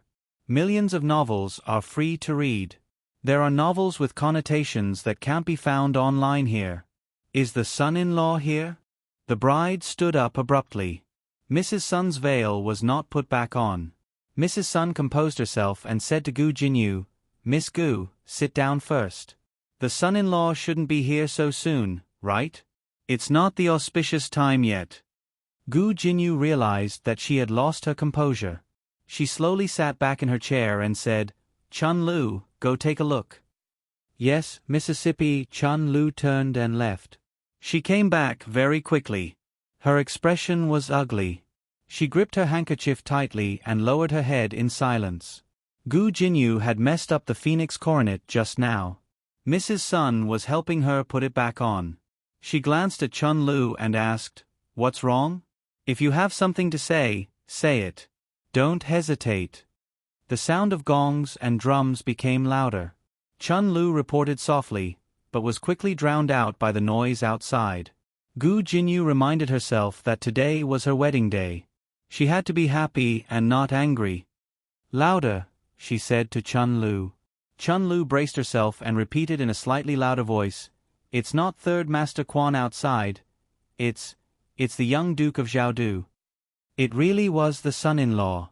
But it was not the second son-in-law, but the eldest son-in-law. Gu Jinyu clenched her fists. There were still at least 2 hours before they set off. Was Xiao Hang mistaken? He couldn't have foolishly come so early on purpose. They were already husband and wife in the countryside. Was there a need to act as if they had never been married? "Miss Gu, don't move." Mrs. Sun was a step too late. Gu Jinyu was so angry that she trembled. The phoenix coronet caught her hair, and she gasped in pain. Mrs. Sun had been a perfect married woman for so many years, but she had never encountered such a situation. Although it was not serious, it was not auspicious. She naturally did not dare to say it out loud. She smiled and said to Gu Jinyu, "Your hair is loose. I'll comb it for you again." Gu Jinyu also knew that he had lost his composure and could not blame a perfect woman. He took a deep breath to suppress his anger and said to Chun Lu in a normal tone, "That's right, didn't you call my father just now? Father hasn't woken up yet?" How would Chun Lu dare to tell him that the Marquis had long been taken away by the old Marquis? "Go and urge father. I'm almost done here," Gu Jinyu said as he looked at the beautiful woman in the bronze mirror. Chun Lu hesitated for a moment, but still summoned up the courage to explain. "Both the old Marquis and the Marquis have left the residence. The Crown Prince, and the 2 young masters have also gone out." "What?" Gu Jinyu's expression changed.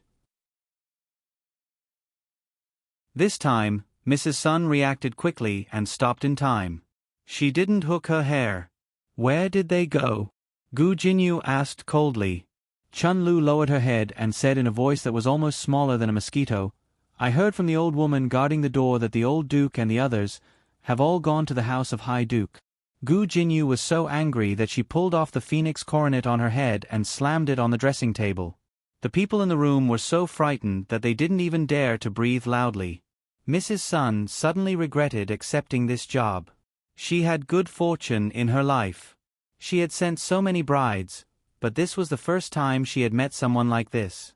All the men in the family had gone to attend the eldest young Miss wedding. They did not leave any face for the second young Miss.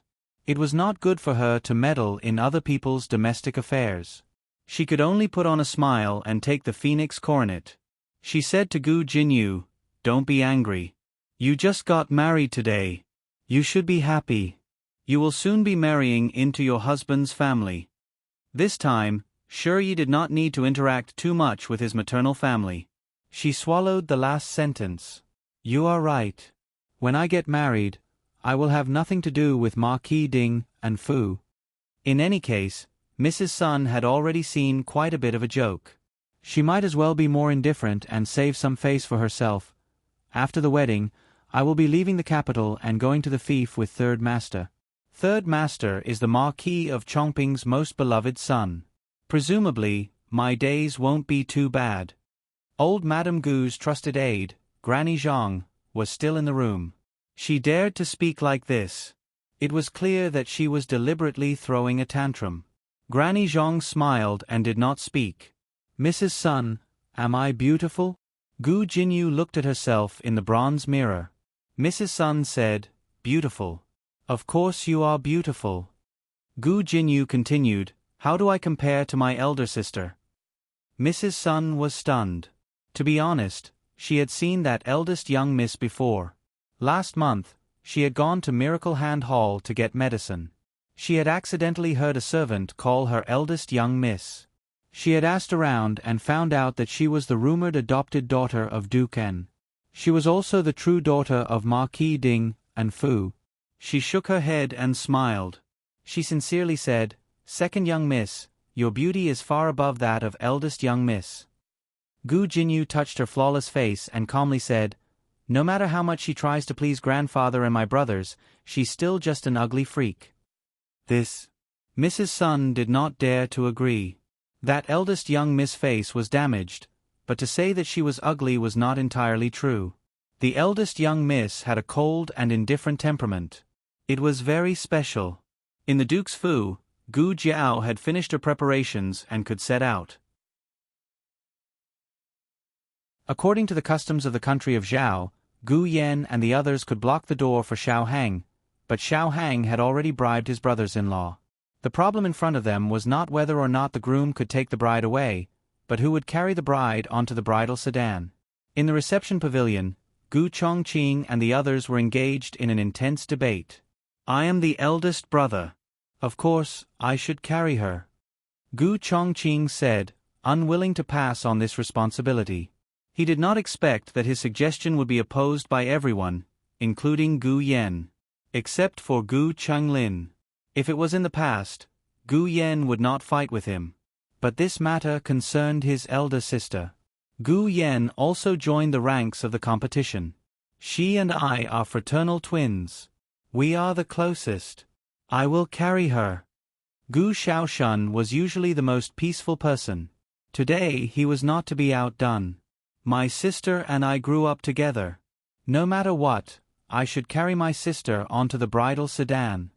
Gu Chongqing, Gu Changfeng, and Gu Yan all turned to look at him and said in unison, you have already carried her once. In the countryside. Gu Shaoshun touched the bridge of his nose. No, no. Gu Changlin opened his mouth. That. The other four, you shut up. Gu Changlin closed his mouth, feeling wronged. As the brothers argued until their faces turned red, Gu Chongqing suddenly felt that something was wrong. He looked around and found that there was only the expressionless Marquis Gu left on the chair in the reception pavilion. His grandfather, who should have been waiting in the reception pavilion with Marquis Gu, was nowhere to be seen. Where is grandfather? He asked Gu Changlin. They were arguing so fiercely. Only Gu Changlin did not join them. Gu Changlin said, grandfather went out. I think he went in the direction of the courtyard you were talking about. Gu Changfeng also looked at him. Why didn't you say so earlier? Gu Changlin pursed his lips. I wanted to say it, but you all told me to shut up. Gu Chongqing and Gu Changfeng looked at each other and their hearts skipped a beat. Grandfather went to carry sister. How could we forget that grandfather is that girl's sworn brother? Gu Changfeng gritted his teeth. Grandfather, you are too much. Gu Chongqing flashed out. Hey! Wait for me. Gu Changfeng followed closely behind. Gu Yan and Gu Shaoshun also quickly chased after them. Gu Changlin looked at them and then at his father, who was still in a daze. He reached out to the door. Oh! Wait for me. The group of people pulled each other, desperately trying to shake each other off. When the brothers arrived at the courtyard where Gu Jiao was waiting to get married, they were very surprised to see the back of their grandfather. Why didn't he go in? Grandfather, why are you in a daze? Gu Chengfeng walked forward and asked as he followed his grandfather's gaze to the courtyard. Then, he was also stunned. On the path covered with red silk, Dukan sat quietly in his wheelchair, facing Gu Jiao's boudoir. Everyone around him looked at him nervously. Shen Yuanqi and Liao Chen stared at him without blinking. The people outside the courtyard couldn't see his expression, but they could feel that he was using a lot of strength. He supported himself with both hands on the armrests of the wheelchair and stood up little by little. It was obvious that he used a lot of strength. Even so, he didn't immediately sit back down. Instead, he stubbornly took a step forward. Then, 2 steps, 3 steps. When he went up the steps, he almost fell. Steward Zheng gasped in shock. Shen Yuanqi and Liao Chen's fingers twitched. He raised his hand, indicating to everyone that he was fine and that they didn't need to come over. After he steadied himself, he walked up the steps with 10 times more difficulty than normal people. Seeing him appear at the door of the boudoir, Yao She was so shocked that she couldn't speak. Gu Jiao heard the slow but firm footsteps. She blinked under the veil and a slender hand reached for her. Jiao Jiao, father will send you off to get married. In the Shenyuan family, there was a custom of the father carrying his daughter when she got married. When Shenyuan Zi married Duke En, who was still heir Jing, Shenyuan Li carried her to the bridal sedan. He had once promised Zi that there would be a day when he would personally carry their daughter to the bridal sedan and give her to a man she could entrust her life to. 3 years of being in a vegetative state had tortured him to the point that he didn't look human. He had finally recovered a bit, but he still couldn't compare to a normal person. His legs were sore and weak. It was difficult for him to support himself, not to mention carrying someone on his back. However, even though he walked very slowly, he walked very steadily. When he was alone, he could fall countless times. But when he carried his daughter, he couldn't fall even once. Gu Jiao lay on his thin back. She could clearly feel the muscles all over his body exerting strength. With every step, his legs trembled slightly. It was very difficult for him to walk. In just a few steps, he was already sweating profusely. Why don't we? Gu Chengfeng couldn't bear to watch. He wanted to go forward and help, but he was stopped by Gu Chongqing. Gu Chongqing shook his head slightly at him. Gu Chengfeng sighed. Okay. Dukan carried Gu Jiao to the gate. Seeing that it was him who carried the bride out, Xiao Hang and little Jing Kong were also surprised. Little Jing Kong even forgot to babble. Dukan carried Gu Jiao on his back and solemnly told Xiao Hang, "From today onwards, I will give my daughter to you. Don't let her suffer, and don't let her shed a single tear." Xiao Hang solemnly replied, "I promise you, father." Although he was her foster father, he was more like her biological father. He deserved to be called father. Dukan sent Gu Jiao to the bridal sedan carried by 8 people. Black Wind King also followed. Today was Gu Jiao's big day, so it also wore a big red flower. In the mansion, Madame Yao held Gu Xiaobao's hand and watched Gu Jiao leave in the bridal sedan from afar. Her tears fell uncontrollably. Liaochen, Shen Yuanqi, the old duke, and Gu Chongqing all came to the gate to see Gu Jiao off. After greeting them one by one, Xiao Hang got on the horse. Little Jing Kong was not familiar with his child's saddle and could not undo the buckle. He sat on the horse and waved to everyone. "I'm leaving. Goodbye, foster father. Goodbye, granduncle. Goodbye, master. Goodbye, big brother. Goodbye, brother Chengfeng. Goodbye, brother Yen. Goodbye, brother Xiaoshun. Goodbye, brother Chenglin. Goodbye, brother Yen, grandfather." It was so tiring to wave goodbye to so many people. Everyone, hurry up and go, little guy. Your horse is almost blinding us. The Horse King walked away valiantly with brisk and proud steps. It hopped to Black Wind King's side. Black Wind King, who was wearing a big red flower, had a look of disdain. "Stay away from me. The sound of drums and gongs went further and further away. After the commotion, the long street was unusually quiet. Gu Chengfeng gave a few instructions to the guard at the side. The guard understood and went to Marquis Ding An's residence to drive a spacious carriage over. He walked down the steps and came to the side of the carriage. He did not hear any movement behind him, so he turned to look at everyone. "Hey! Why are all of you in a daze? What are you doing?" Gu Yan asked him. He grabbed the reins and checked the two horses pulling the carriage while saying, "It's a big day, what do you think?" "Of course, we're going to Marquis Xian Ping's residence for the wedding banquet. There's no rule that says the bride's family can't go to the wedding banquet. If you don't want to go, then forget it. I won't force you. You don't have to wait for me to come back tonight. I'm not drunk." Before he could finish his words, he sensed that something was wrong. He turned his head around with a swish. Everyone got on the carriage. Even Gu Xiaobao was sitting obediently on Gu Yan's lap. He was dumbstruck. "It can't be." At least leave a seat for me."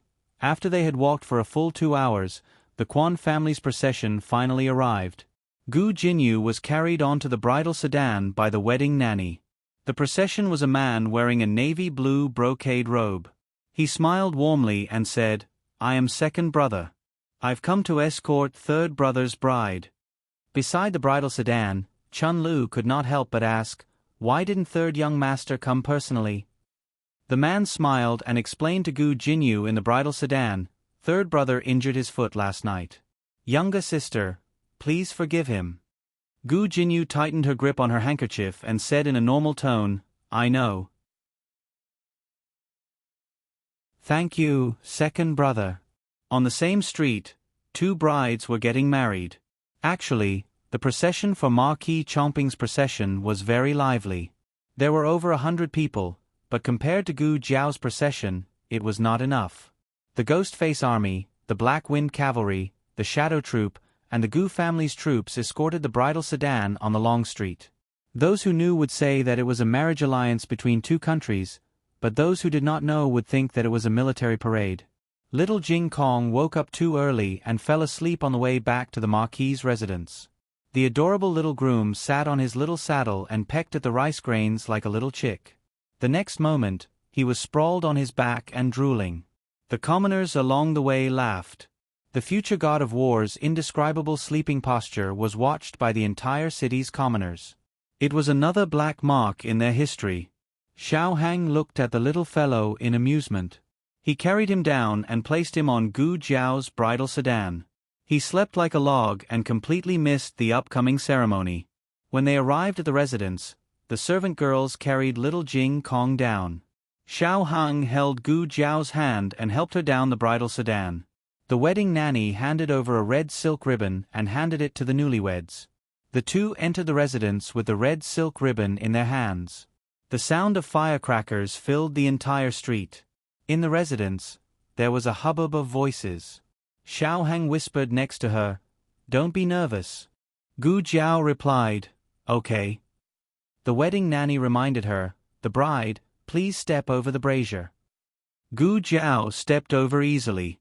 The wedding nanny smiled and said, "The bride, please step on the tiles." Gu Jiao asked Xiao Hang in a low voice, "Should I break it or not?" The wedding nanny heard it and smiled, "Break it. The more broken, the better." The last sentence was nonsense. In fact, it was enough to break it. As soon as she finished speaking, Gu Jiao stepped down and crushed the tiles into powder. The wedding nanny was speechless. Xiao Hang was speechless. The two entered the Mingguang Hall. Marquis Xian Ping and Princess Xinyang sat on the main seats. Today was his son's wedding. It was rare that Marquis Xian Ping did not cause any trouble. He sat obediently from the morning until now. Xiao Hang and Gu Jiao stepped over the threshold and walked in. The wedding nanny said, "First, bow to heaven and earth." Xiao Hang and Gu Jiao turned around tacitly and bowed to the door. The wedding nanny said, "Second, bow to your parents." The two turned around again and bowed to Marquis Xian Ping and Princess Xinyang. Princess Xinyang's eyes flashed with tears. Marquis Xian Ping did not look at her. He just gently held her hand. There was no ambiguity in it. Princess Xinyang wanted to cry even more. She did not understand why. The wedding nanny said, "Husband and wife, bow to each other." Xiao Hang and Gu Jiao looked at each other. There were no excessive words or solemn vows. The two stared deeply at each other through the red veil. After 4 years, they finally waited for this moment. The two bowed deeply to each other. "Thank you for marrying me. Thank you for marrying me. Please take care of me for the rest of my life." Princess Xinyang's tears finally fell with a pitter-patter. Marquis Xian Ping held her hand tightly. The wedding nanny raised her handkerchief and said with a smile, "Send it to the bridal chamber." The latest chapter of this book is not finished. For more exciting content, please scan the QR code below to download the app. Novels are updated faster. Millions of novels are free to read. There are novels with connotations that cannot be found online here. https://www.zhbqg.com/89642_826/1048753880. HTML Genius memorized the website's address in 1 second. www.zhbqg.com Bikuj mobile reading website. zhbqg.com. You're tuning in to the Narrate and Escape YouTube channel. Don't forget to subscribe and join us on this journey to catch the most captivating stories.